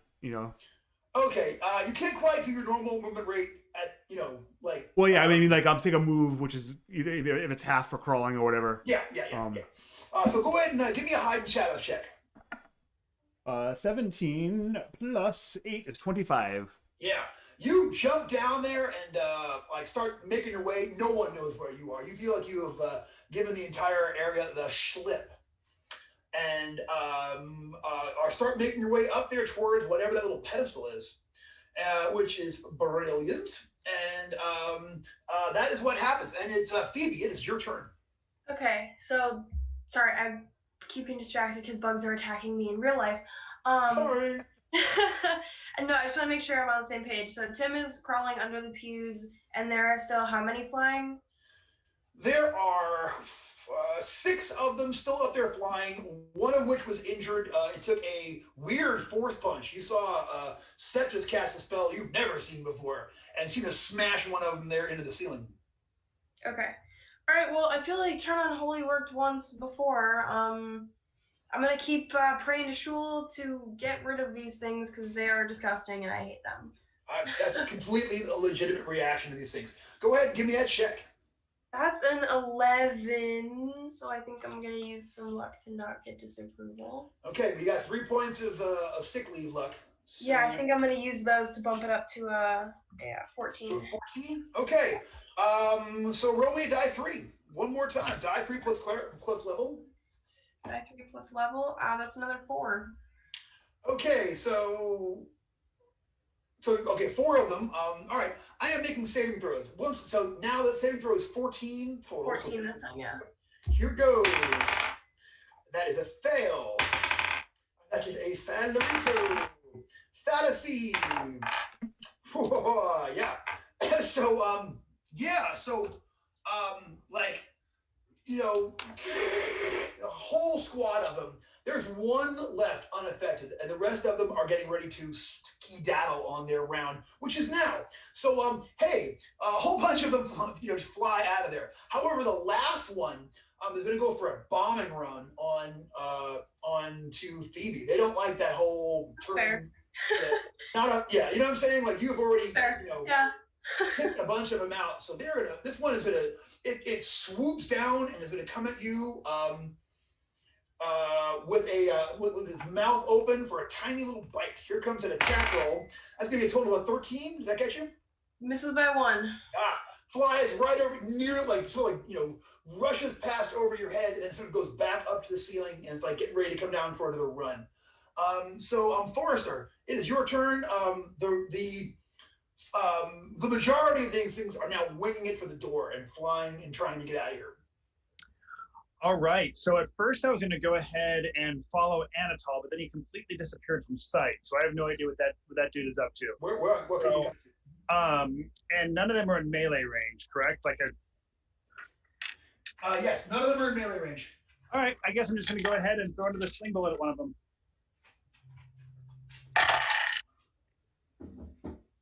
Ooh, and that's lame. That is a 8. It's surprisingly nimble in the air, and it kind of turns over barrel roll style to avoid being hit, and you're not connect with it. So fight continues. Wiggs, I got one left that's standing its ground, so to speak. I will hit it with another magic missile. All right, I want to see you do it. All right. Finger away! Oh, that's ugly.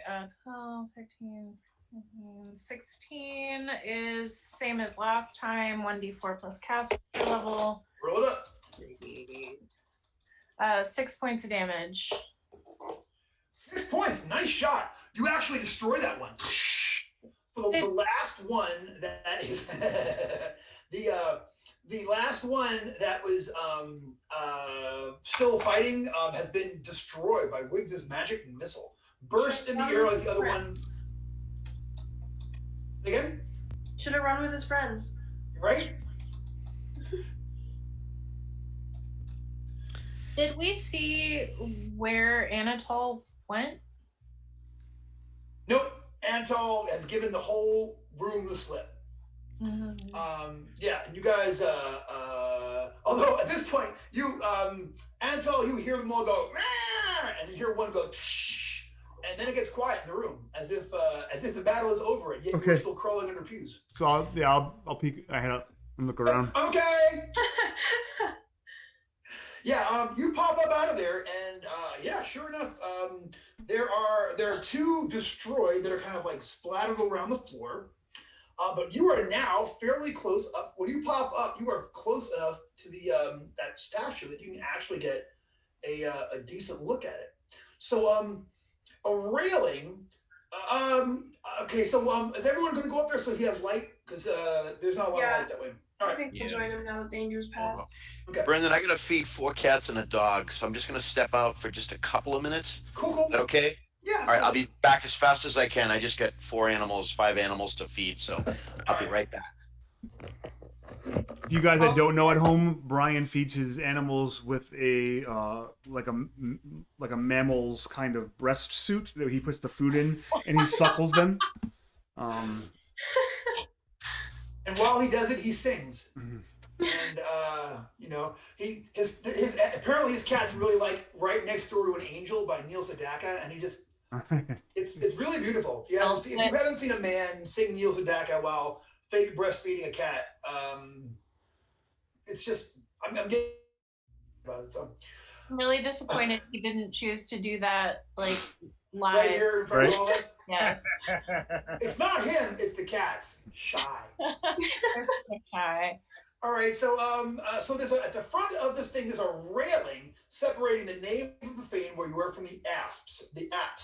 There's a gap situated at the center of the railing allows passage to the altar. So that's the now that the light is up that way, Forrest, that answering your question is an altar up there. Okay.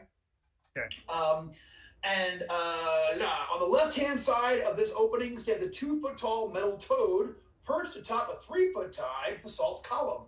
The toad's mouth is open, and the glint of treasure can be seen in the darkness within. Beyond the railing, is a hulking idol. A hulking idol depicting a massive, giant big toad. A simple stone altar dressed in faded green altar cloth rests before the gigantic toad form.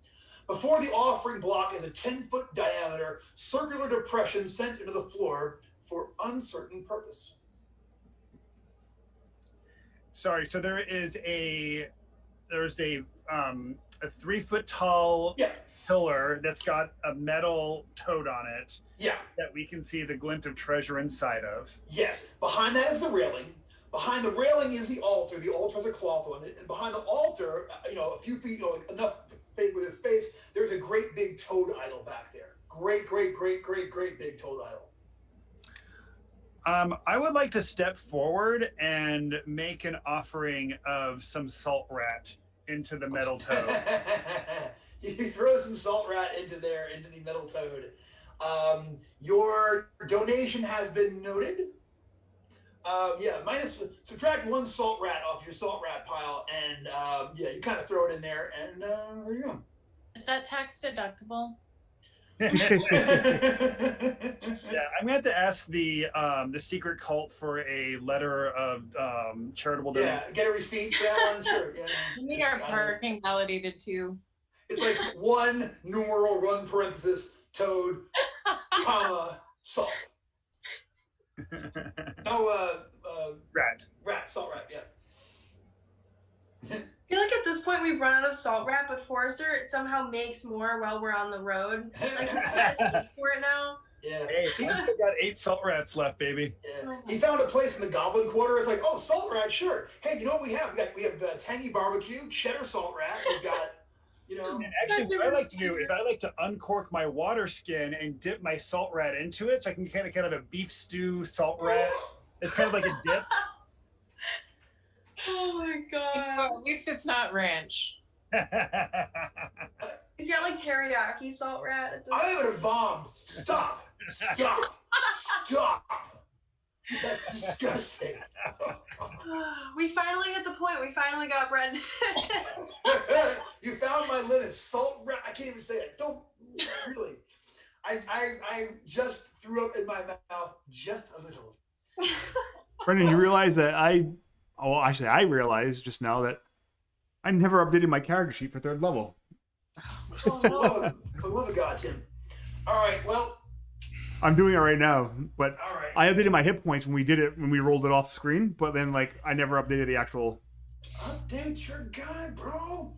All right, so that is. The whole game takes a turn and we actually start doing well. You guys are doing great so far. You guys scared off a bunch of flying toad guys, and you did some investigating. Y'all are all over it. So that is what y'all see. Not quite. There is a second, whatever you call it, semi-transit east and west in this area. And then there is the statue, the railing, the depression in the floor, the altar, and the idol. We were looking for treasure, and now that we have it, we're all like, that's a trap. I'll check the altar. Yeah, I'll go with him. All right, you go over. The two of y'all wander up and check out the altar. The altar is a simple stone block covered in a green wool cloth. Resting atop it is a bronze triptych, discolored by verdigris. Now, I actually have I have another visual aid. 1 second. I actually know what a triptych is because of role-playing games. Yeah, I learned today. This is one of the many things I have learned from. I also learned what the word verdigris was because of role-playing games as a child. Yeah. I know, right? I from role-playing games, that is where I learned all the Latin phrases that I can use. QQ, QQV, and all that. Did I tell you guys that when I was like 10 years old and I was playing AD&D 2nd edition, I always thought that those magical braziers was actually braziers. Very confused. I was like, magical braziers. Although now you know why the fire element will show up. Hello. I always joke with my friends, the reason my vocabulary is so good is because I've been gaming since I was 6. Yeah. It comes with it. Okay, so this is the triptych that you see back there. Okay, so and there's my mattress leaning against the wall. That's great. So a triptych is a 3-sided, usually hinged object of devotion. It actually is like a backwards dungeon master screen. Okay, so and these are the 3 aspects of Shapadgradaz. Shap. How about this, Brendan? Say no bugbills. No bugbills. No bugbills. Sure. I just want all the clips of Brendan trying to say it, or all of us trying to say it, just run together. All of us trying to say it. Yes, Jess or Thorin or whoever needs to edit that. Like just a stream of you saying the name wrong over and over again. All of us taking turns butchering it. Yep. So the one avatar is the Great Winged Toad. The second is that of a titanic toad with fangs and claws, its mouth choked with the masticated bodies of humanoids. And that, as BC could have told you, as Septus could have told you, that is Kataha, the destroyer. The last image is that of a fat, ebony-hued toad whose entire body is covered by nauseating tadpoles in mimicry of newborns nursing. Black viscous slime oozes from the toad's mouth in mucus-like ropes. And this is another unpronounceable name, Shaphidgradaz, in the aspect of, that's the same name, that's it, Shaphidgradaz, in the aspect of Kroga, the mother of multitudes. One thing I like about art is how subjective it is. Because when I look at this triptych, the one on the left, the one I see a large frog that really hates Keith Haring. Oh my God! It's really wow. If it's a commentary on modern art from the 1980s. Whoa. We'll have to ask Stefan. That's this is taking a weird homophobic turn that I'm not sure. Yep, Hogue. What have you got against Steve Haring? Yeah, and actually too, like this one here on the the one with the tadpoles, it's supposed to be disgusting, but I find that charming. It's like, ooh, look at all my babies. It's probably really what freaks me out the least out of all 3. Yeah. I mean, your middle guy is like, "Come hither, I will get dumb." Yeah. I'm like, but this one is like, it's like BC feeding his cats because the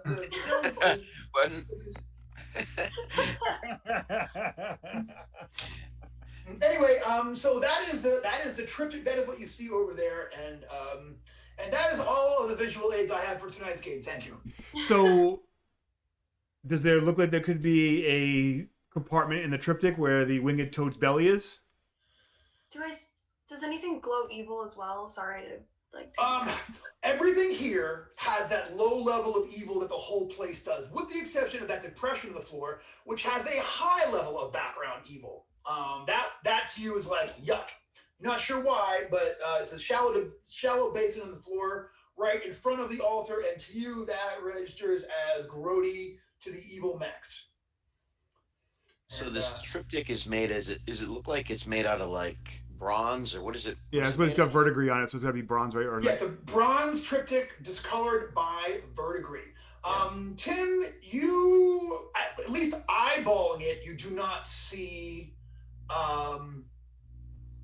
you don't see anything like that seems to be a lever over there.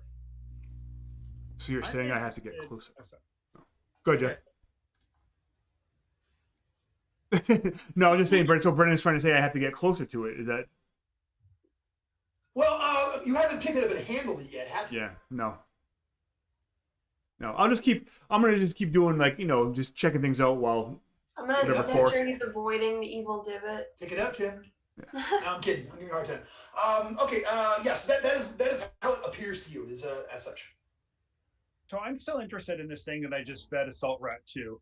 The basalt pedestal that this metal frog is sitting on, and it's got its mouth open full of treasure.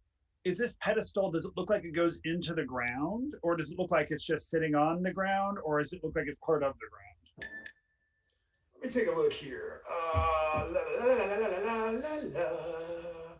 I'm trying to figure out if there's some kind of like a Temple of Doom, like weighted thing happening. Gotcha. No, it is the pedestal is sitting on top of I'm just making sure I don't say something I have to take back later, because you know how I hate doing that. Yep, 3 foot high basalt column. It does not seem to be excuse me, it does not seem to be a part of the floor. It seems like it looks very, very heavy. It's basalt, but you could kick it over if you wanted to. And the metal toad on top of it does not seem to be attached. Like, at least you can't, if it is, you can't see how it is attached. I'm going to go ahead and take the head of one of my axes and just use it to push the metal frog off the side of it, with the goal of having like the treasure all kind of spill out from it. All right, it falls over and there's a big old rattly ching as you can hear coins bouncing around on the interior. Give me a luck check for Forrester, and roll a d24 for this luck check.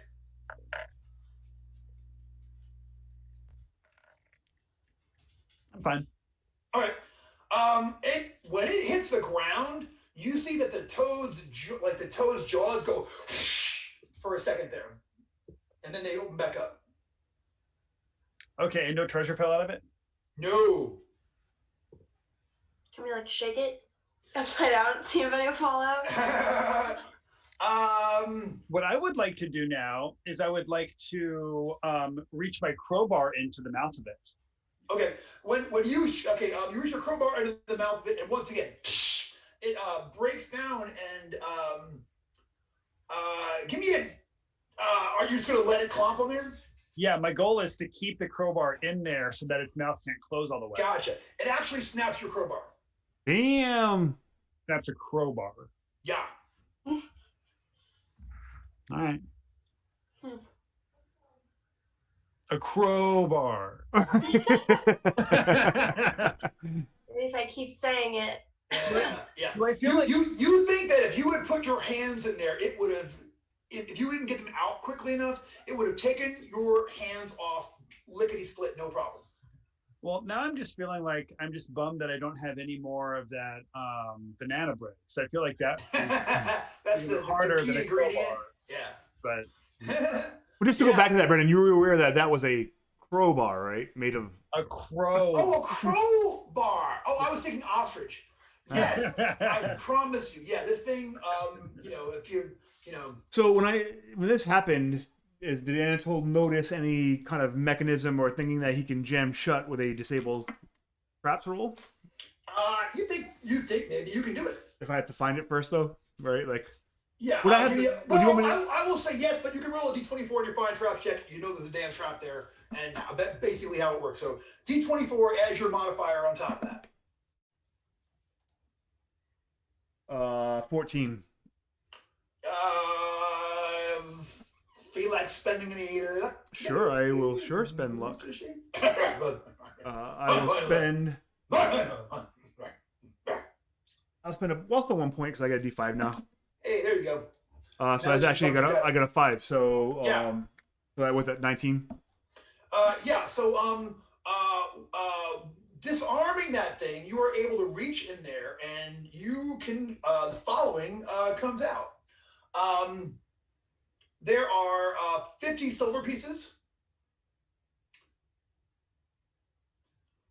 And there are 10 weird platinum discs. Okay, and the discs are they're big, heavy platinum discs made of platinum, and you can see that each one stamped into it has the image of that idol in the back of this very room.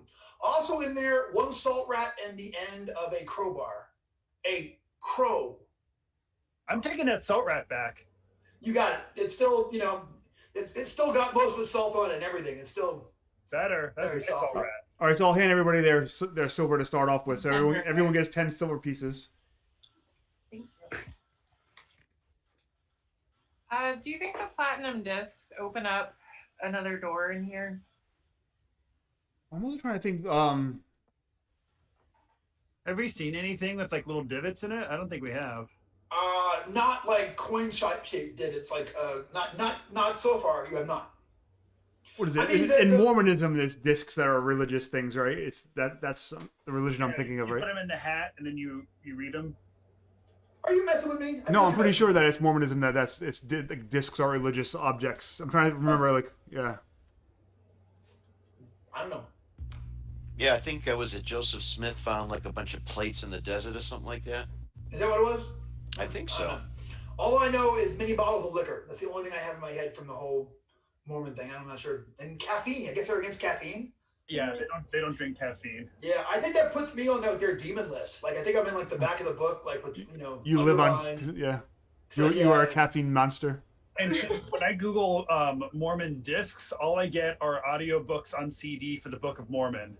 So who knows? You could try putting one of these platinum discs in your CD player. Just see. Just.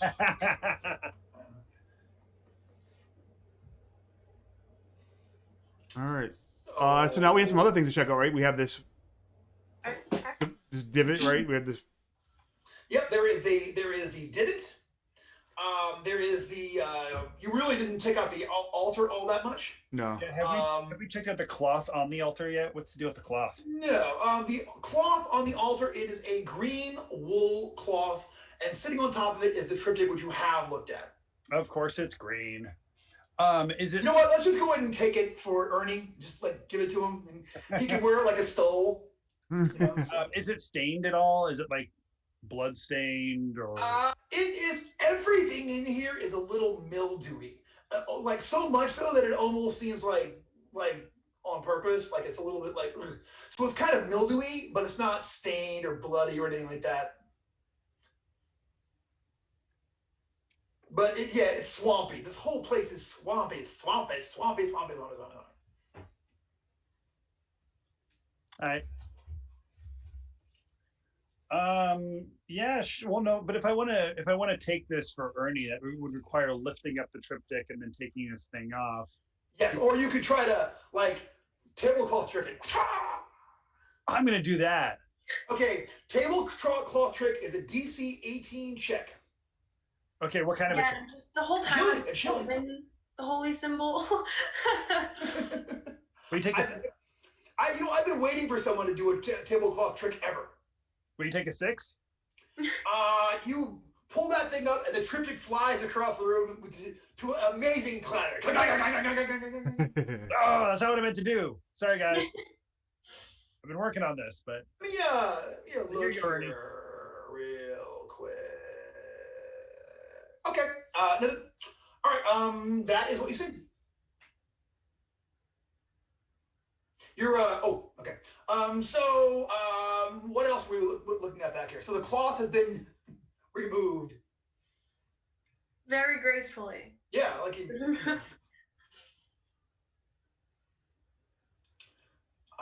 And what are we?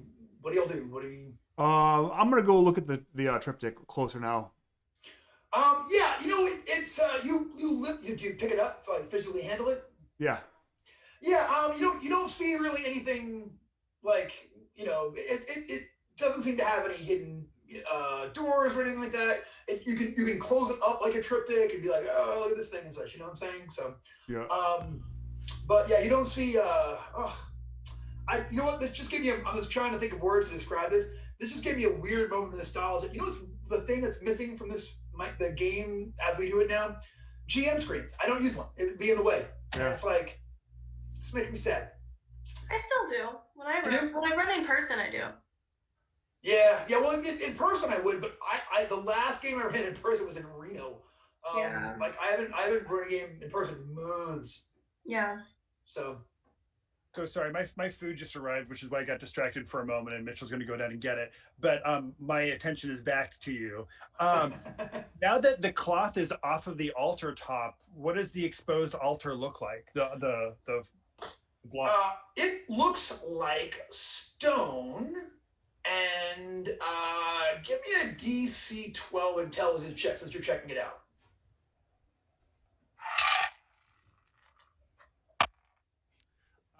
18. You know what? You're right at the right, like you're looking on top of it, but you are right at the right height to see that on the back of the altar there is a secret and cunningly hid lever that you now spot. Ooh, guys, should I pull it? Yes. I pull it. Okay, when you pull that lever, here is what happens. Where that depression in the floor is, it dilates, revealing a 20-foot deep shaft. And now that it's open, you hear on and on like that. You hear horrendously loud frog noises coming from the inside of that. And a smell comes up out of that thing that's just like, oh, Heavenly Father. You thought it was swampy a minute ago? Man, the swamp just got here. It's gross. That's great. Oh, man. All right. I mean, we could pull the lever back if you want. I'm gonna go over and look down. One of those little evergreen air fresheners down there. All right, you go over and look down into there, and hold on a second.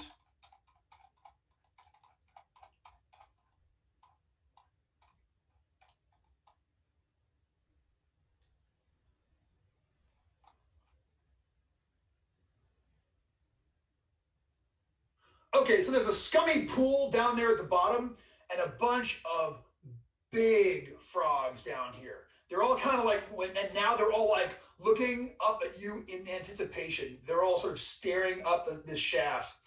And at one point, like, you know, a giant tongue comes out of one of them. They are just great big old things.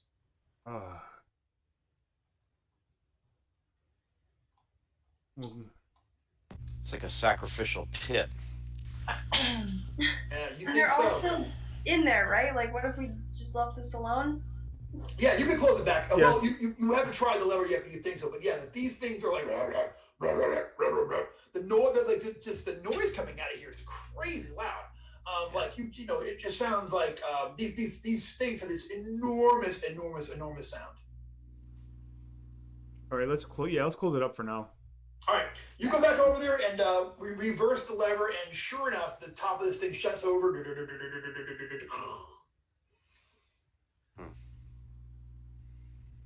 All right, Yeah, it so must be a place where they throw captives or sacrifices down. Yeah, you think you got it, BC. Sounds about right. So we got pit checked, altar checked. We still have, when we checked the statue. No one has. You checked out the little metal statue with the money in it, but you did not check out the what do you call it? All right, did we get a look at whether or not there seemed to be evil down in that pit? Oh yeah, there's a bunch of giant frogs.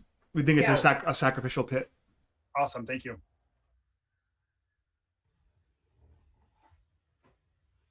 I wonder if those frogs are actually. Let me take a look here.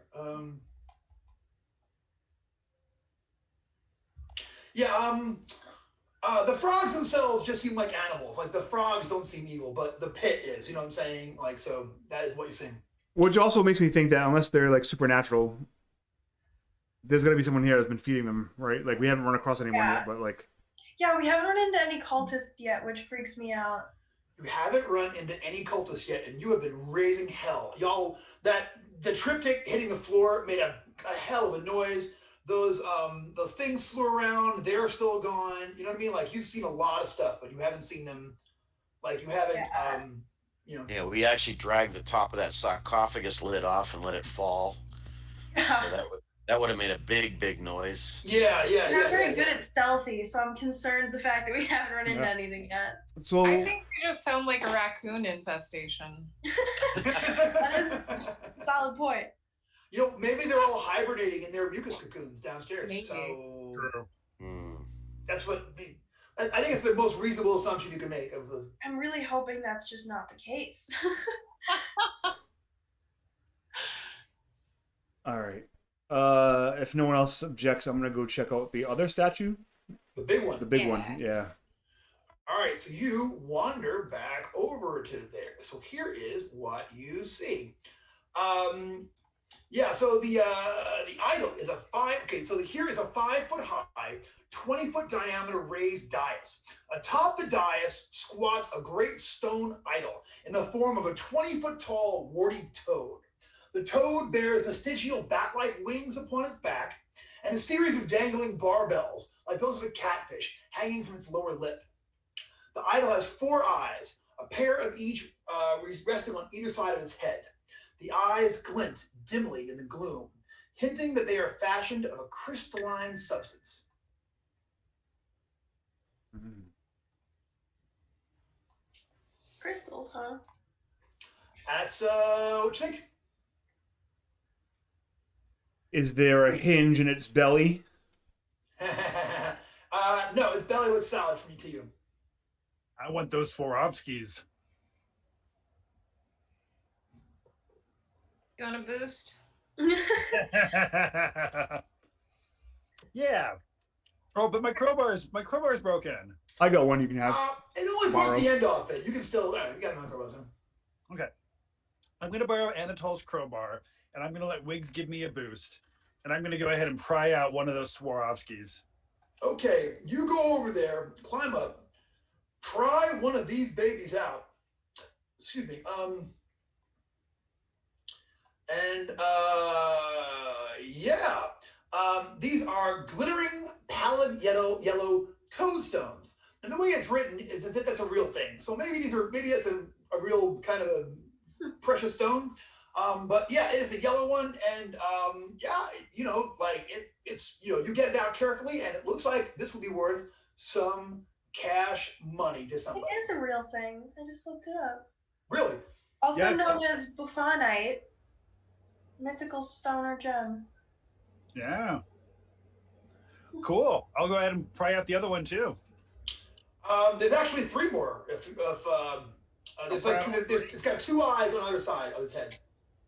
I mean, if one didn't harm us, I'm sure we'll be fine taking out the other 3, right? Reed never hurt anyone. All right, you pop these things knowing out. when to say when is never a problem. Put something else in there to replace it, Indiana Jones style, like maybe some gum. Like You should put some Wiggs fingers in there. yeah. That's true.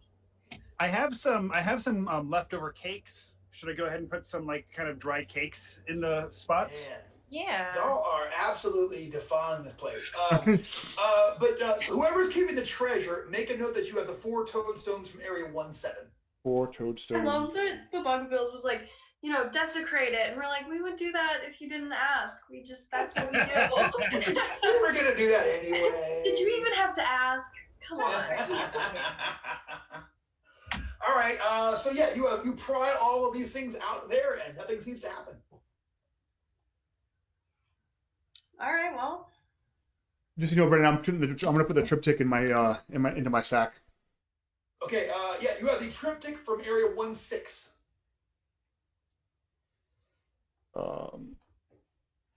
Have we taken everything there is to take?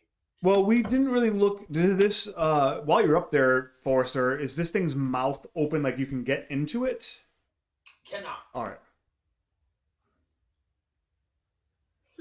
And the only thing am I able to climb up onto its head and do a little dance?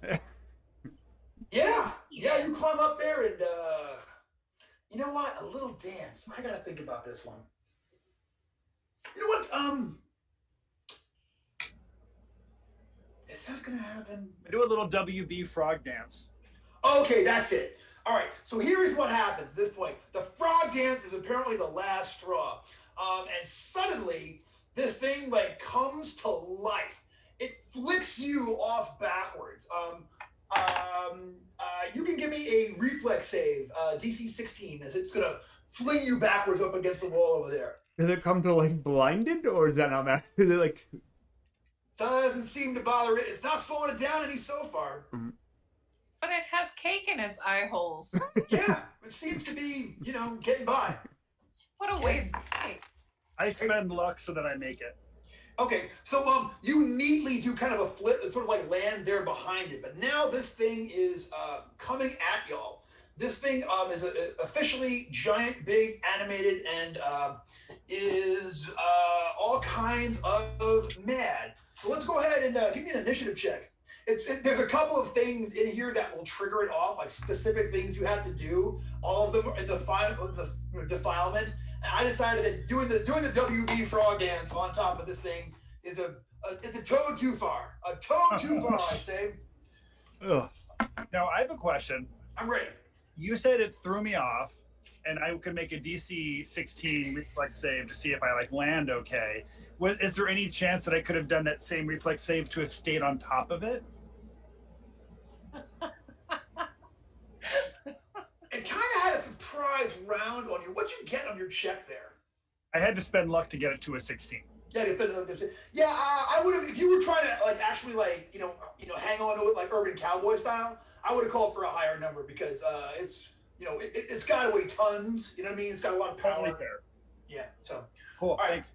No, absolutely. So go ahead and roll me for some initiative, and this thing is going to go on an 11. The Toad Idol. All right, going backwards this time. Forrester Long Branch, what you get? Another 14. 14 for Forrester. Tight group tonight. Okay, Wiggs. 19. 19 for the Wigster. Okay, BC, what do you get for Septus? 6. 6 for Septus. Outstanding. Okay, for Phoebe. 1. 1. Phoebe is bat and cleanup. And then it's time of Tim Antal. 4. 4. Okay, so Wiggs, you can go first. This thing is huge. It's got to weigh maybe even a ton or more, and it is it's just looking fearsome.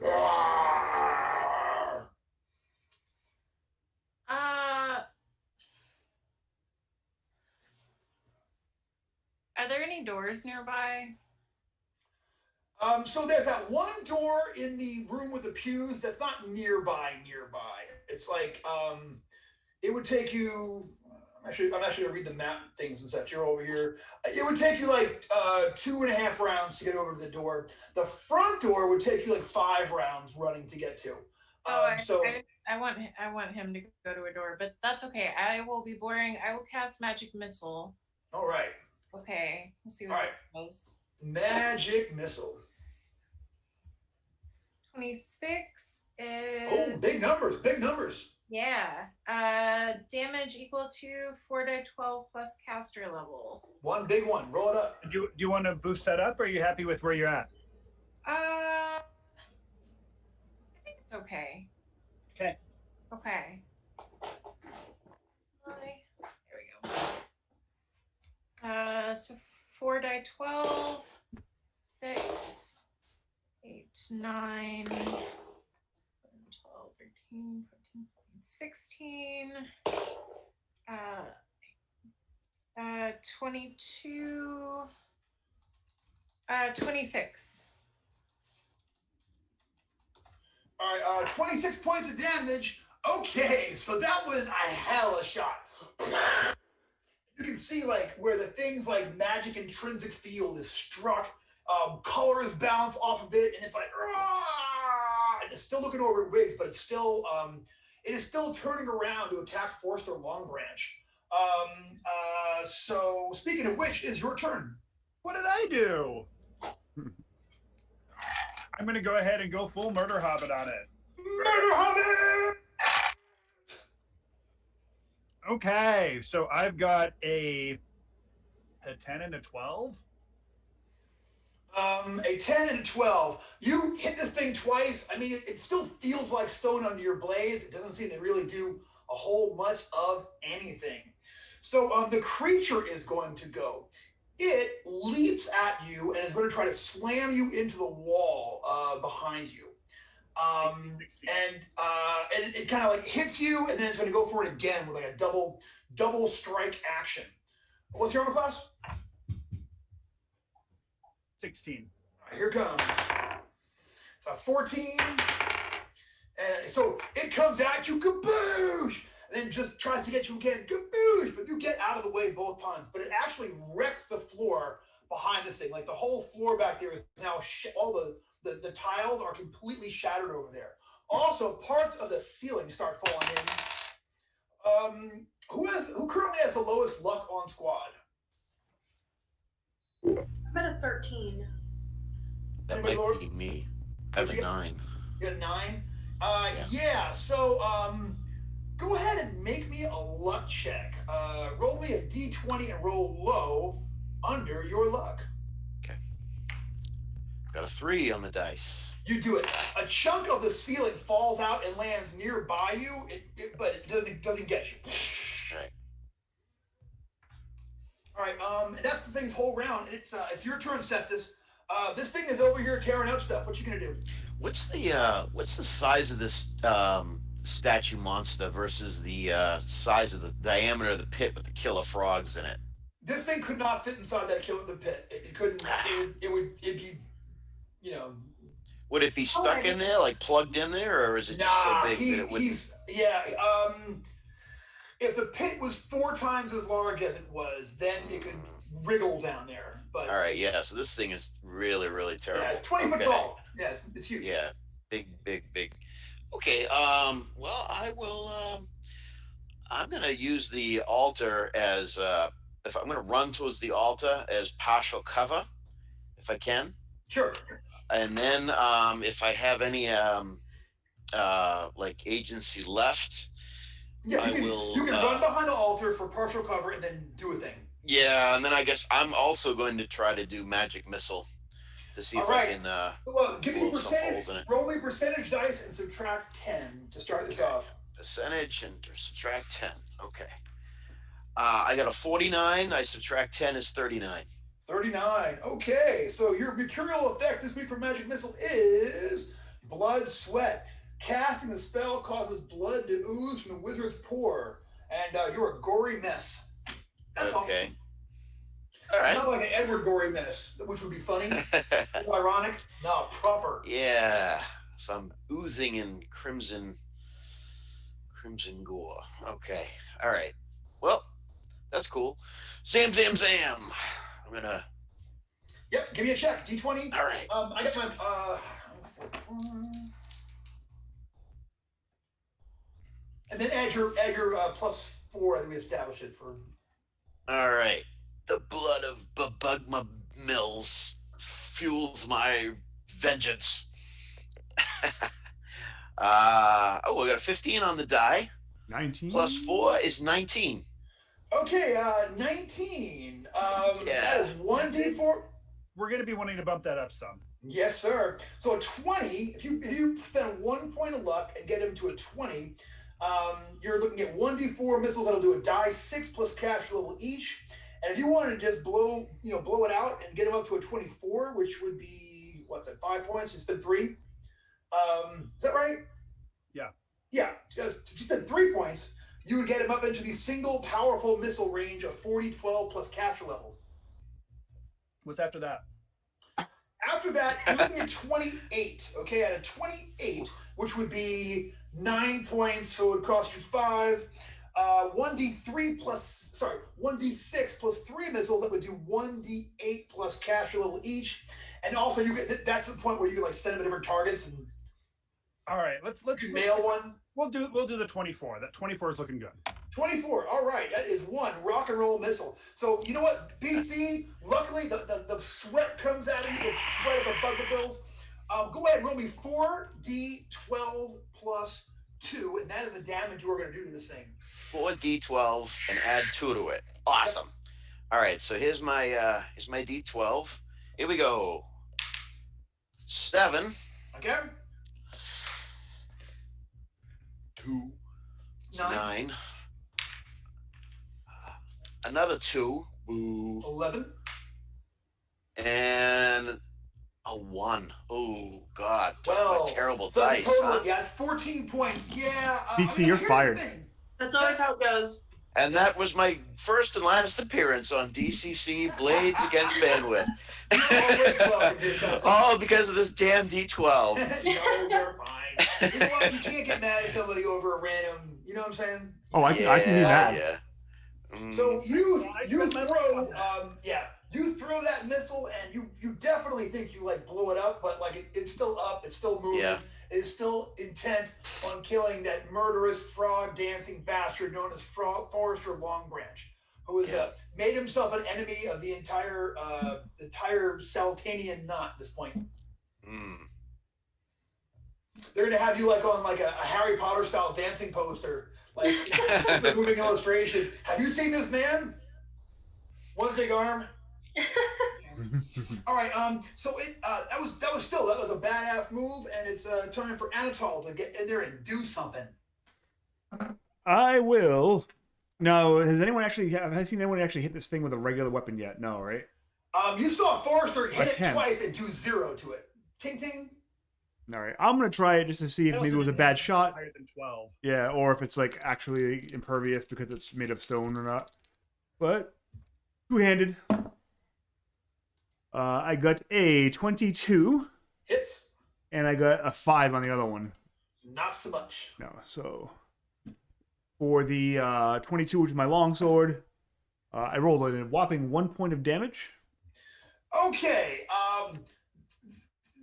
You do like nothing to it. Like it just, you put a tiny little scratch on it maybe, but it doesn't seem to, the sword is not the best weapon for this kind of action. Yeah.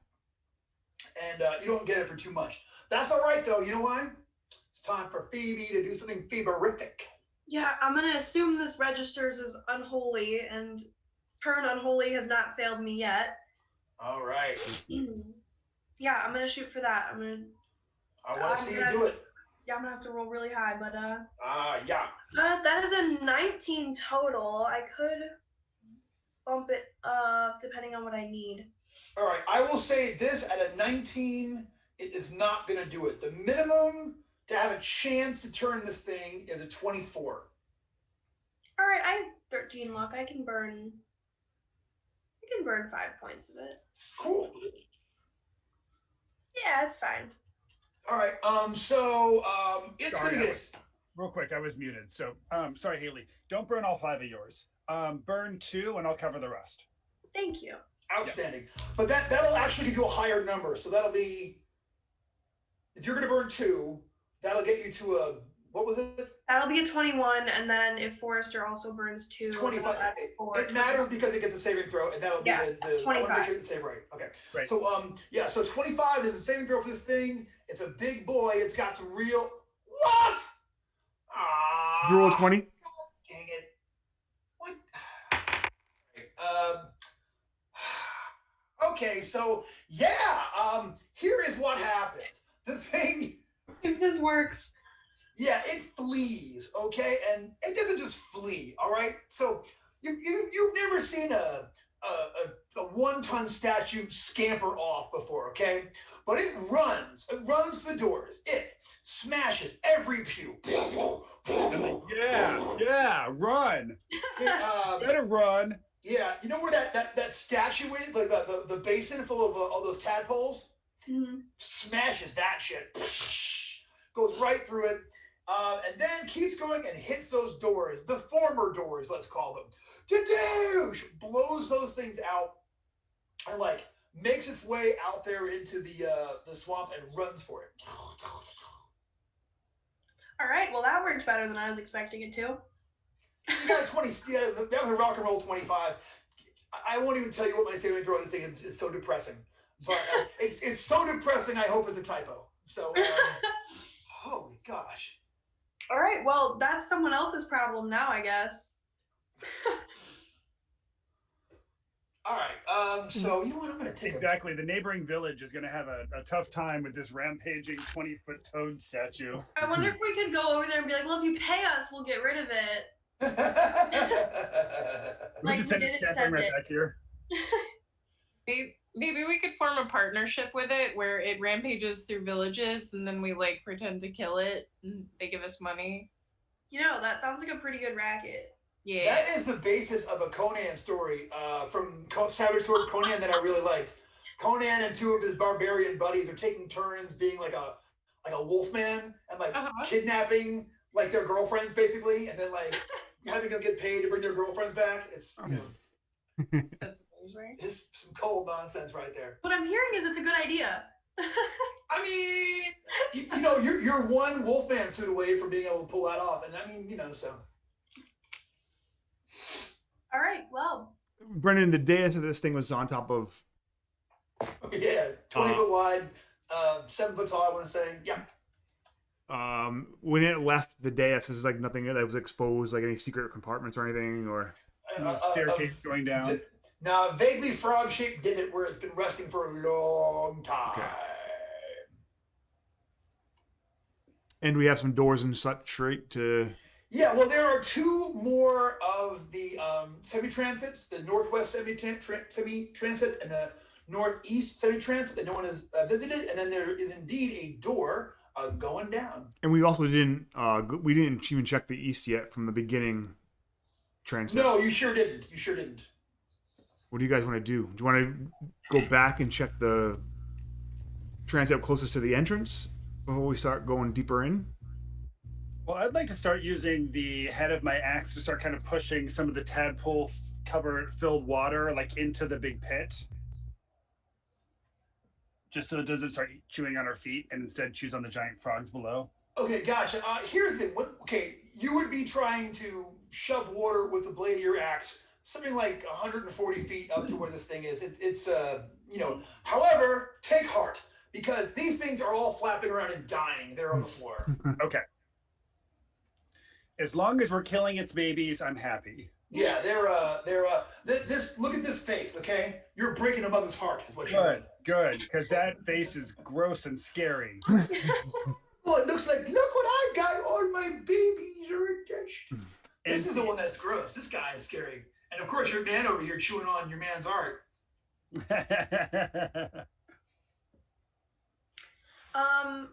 I don't like the idea of leaving something behind us, but also going all the way back, just to come all the way back this way. Yeah, we could check that one on the way out. Yeah. The one that's. It does seem odd that we've not run into any temple acolytes or priests or.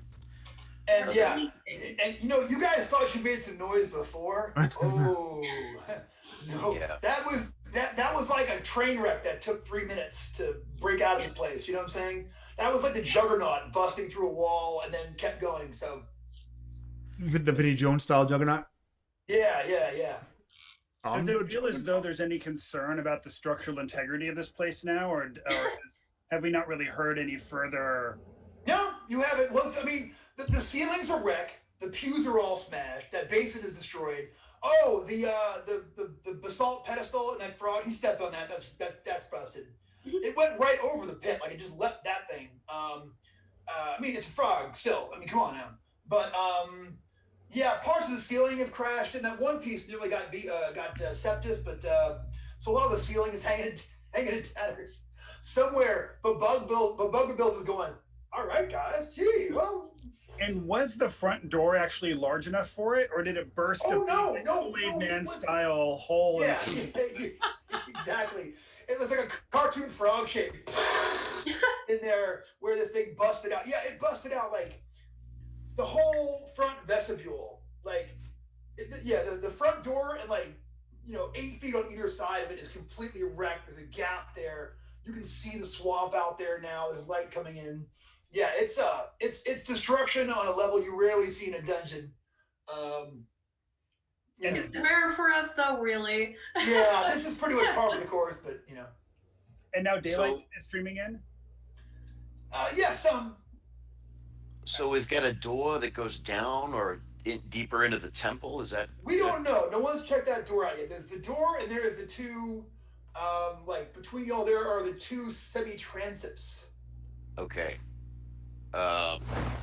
Septus is going to sweep his robes behind him in a somewhat impatient yet regal fashion, and he's going to stride boldly across to the door.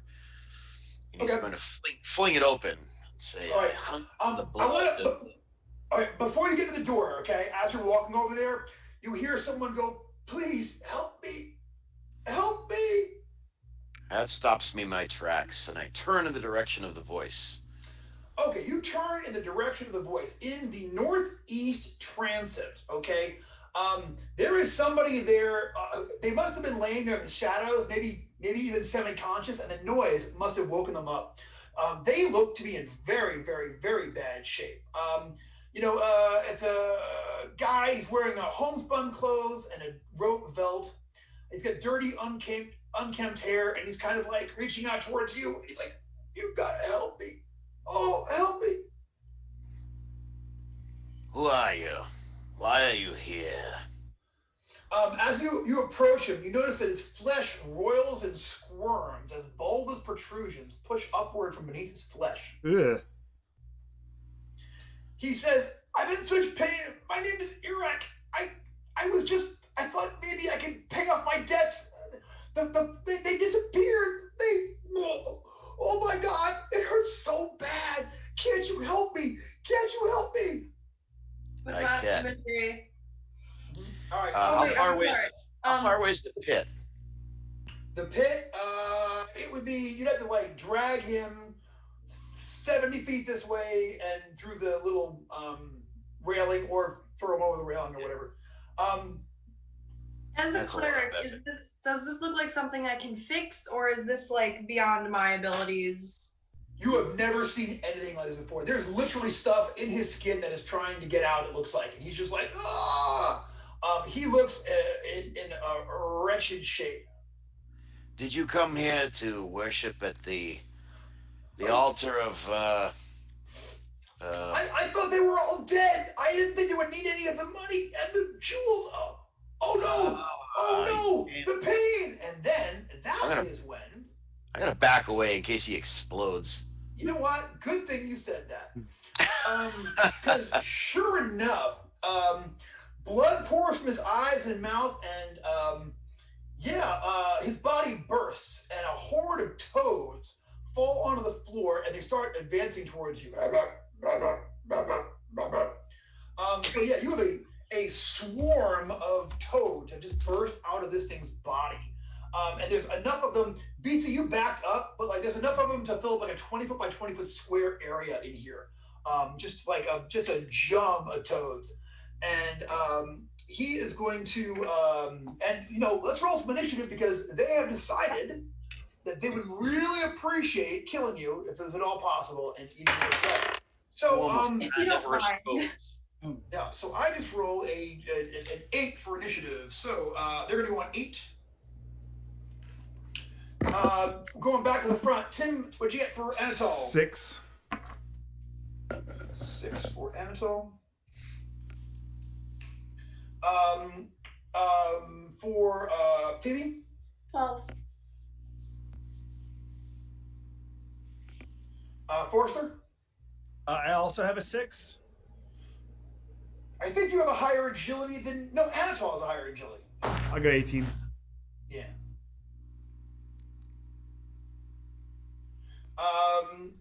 We'll let Weeks can do it when she comes back. BC. Got a 7. 7 for Septus.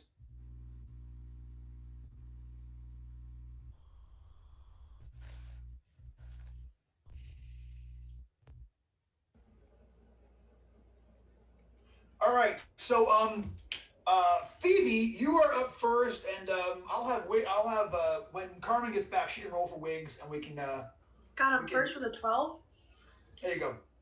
Also, Carmen, roll initiative. 16. 16. I take it all back. You're up first. Yeah.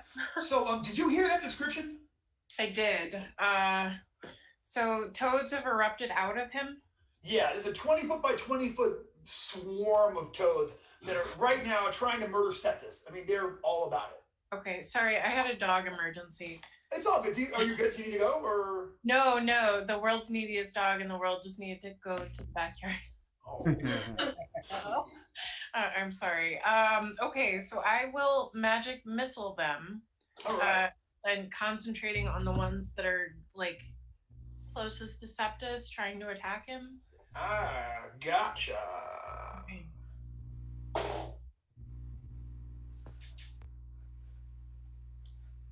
That's the face of a fumble.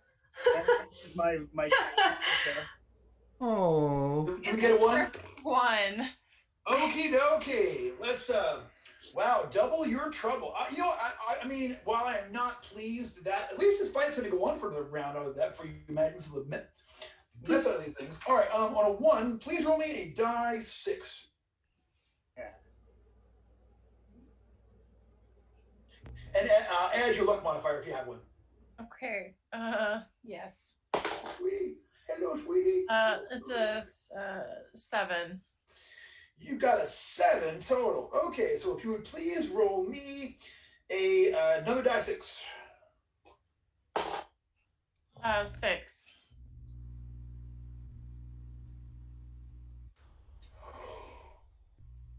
Oh no! That's never good. Oh no! Wow. I'm just gonna look at Jeff's cat. I think that'll make Yeah. me laugh. Just concentrate on the cat. Just think happy thoughts. Force energy manifests in downward direction, burning a hole in the ground under Caster. The ground beneath her rapidly disintegrates to a depth of 1d20 feet. 13. Get some. Yeah, that's not good. But not enough this. And they sink in a falling depth in the ground to find themselves at the bottom of the pit. But here is what happens. Yeah, because as we know, there is a giant frog pit underneath the ground. There's a giant frog pit underneath the ground there. Yeah, so you fall through and you take falling damage from falling into the lower level of the dungeon. You are going to take 7 points as you eat it there, and I got a 6 on one of those dice. You also have broken a bone. You broke a bone in your foot as you hit the ground. Does it have to be one of my bones? Let me check the book. Yes. Okay. I know you've got bones on you. So. Bone. Yes, you on a 6 on a fall, you have broken a bone. Okay. So, and you are, yeah, sure enough. Let me give you a quick description of where you are from down here. And this is interesting. So is yeah. Yeah, the croaking down here is amazingly big. So to your south, there are some iron bars that are locking you off from like you're in like basically a caged off swampy area. Yeah, so like just a few feet from you, there is a pool of water there. A grand cavern with more than a score of grayish white mottled toads. Their pale bodies sitting atop decades of filth and bones. Scummy pool fills the center of the cavern. You're like not far from that. With a rocky islet rising above the surface in the center of it.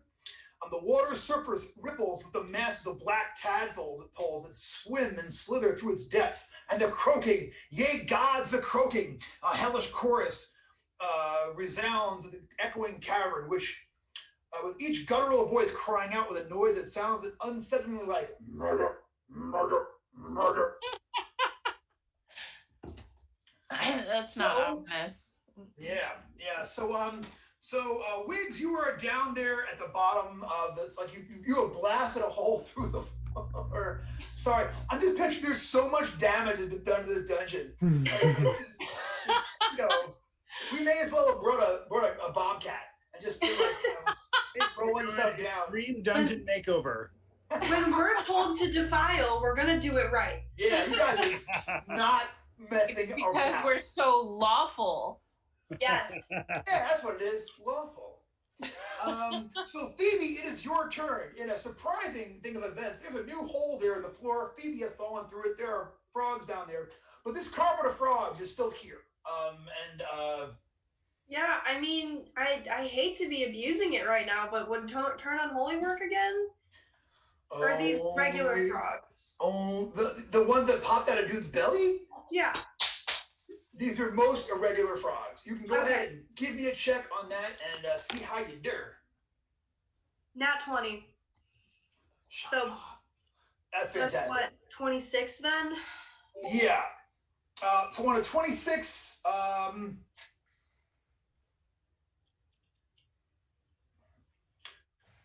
okay, I'm making a saving throw here. Okay, these things are dispersed. And the frogs from the center of this thing, once again, like, this place is just jettisoning frogs. These frogs are all headed for the door as they hop their way out of there and start making their way out. Kaboosh, kaboosh, kaboosh, kaboosh, kaboosh. So yeah, that's not great for them. They are all going to skedaddle. Yeah, carpet of numerous gore-smeared 3-inch long toads. But they are all hopping their way towards the door. So let's move on to our new problems. It is their turn. They run for it. It is Septus. It is your turn. Septus, you are now at the edge. Those toads that were coming after you no longer are, but now you see that Wiggs has blasted herself down into a lower level of the dungeon. By the power of mighty Bug Mill.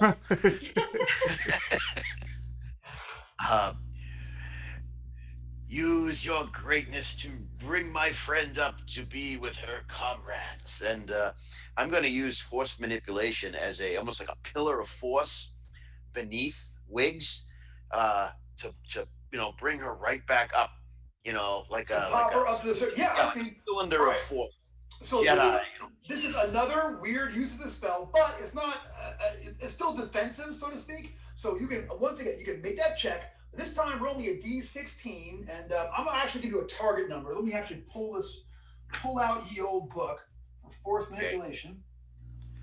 So, but you know what though? I'm gonna give you a +1 on this thing because you are invoking the Bugbabills, and right now the Bugbabills is like, he's really happy with your progress here. This is going better than even he thought.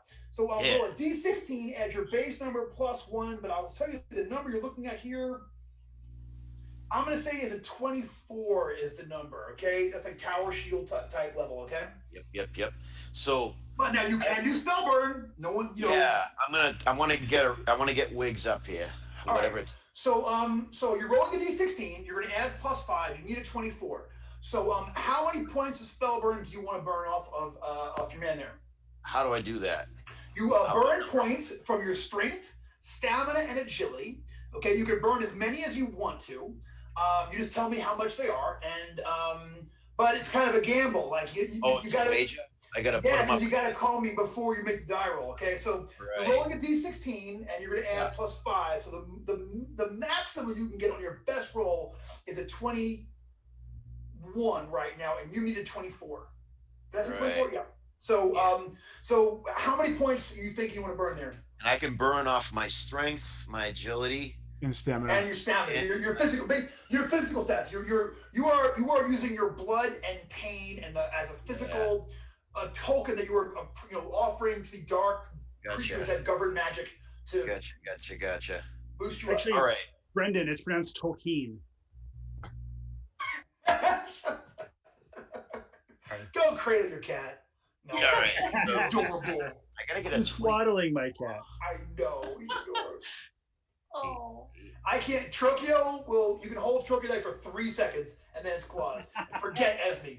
I can show you what she did to try that on her. So, all right, BC. I'm gonna burn 16 points of spellburn. Yes. You remember I have that levitation potion, right? Oh, how would he remember? He's never been here before. He totally has. His character has. His character has. You do know, I mean, all right, you do remember she has a levitation potion. Oh, she does? But it might not, I mean, she's already gone this round, and my frogs might be going before that. I'm just saying, it's up to y'all how you want to play it. No, do it. Do it. Yeah. I'm going to do it. I'm doing it. All right. I'm doing it. What are you burning it from, BC? Right? So roll me a D16 plus 21. All right. So I have an 8-sided die, so can I do that high-low thing where it's like... Yeah, roll me an 8-sided die. You got die 6 control die, and if you roll a 3, 4, 4, 5, or a 6, add 8 to whatever you got there. Gotcha. All right, so here goes so I roll the control die first, right? However you want to do it. Okay, roll them together? Yeah, okay. Okay, that's cool. I'll do. Hey, I just got a message from our... go ahead, make a roll. I'll do them together, and I'll just tell you what's on the dice, and you guys tell me what happens. Here we go. Huzzah! Oh boy, dice are cold tonight. I got a 1 on the control die. Okay, that's not the worst thing that can happen. And I got a 2. Oh. Good thing that's not a 1. I got a 2. Yeah, a 1 would have been oh so bad. But you still burned 16, which brings it to an 18. Yeah. Plus you got your +4, which brings it to a 22. Yeah. So you're 2 points away. No, he's not. I'm spending a luck point. Hey, there you go. Yeah. So an amazing display of power. Septus is like, you return, and like you are lifted up on a pillar. Like it's one of the most majestic, magical things any of you have ever seen. And Wiggs, you're able to just limp that F off it, but like kind of limp off it with your broken leg, like broken foot. So hey, listen, I just got a message from our producer, hello, who has asked us if we could end a little bit early because some kind of tech thing, and there you go. So we're gonna go ahead and let's make that the final thing up here is the rescue of Wiggs from being out of there, and that expenditure of power is what triggers Septus's next personality transformation. So thank you all for tuning in and for being here for our first night at Croaking Fane. Thank you big time to BC for showing up. And hey, listen, on behalf of the Haley Skatches everywhere, wear your mask, wash your hands, avoid big gathering. We're not over yet, and it's not over. It is not over. Not over till it's over. Any final messages, anybody? We love you. Healthy. Yeah. All right. Thank you all, and thank you, and good night.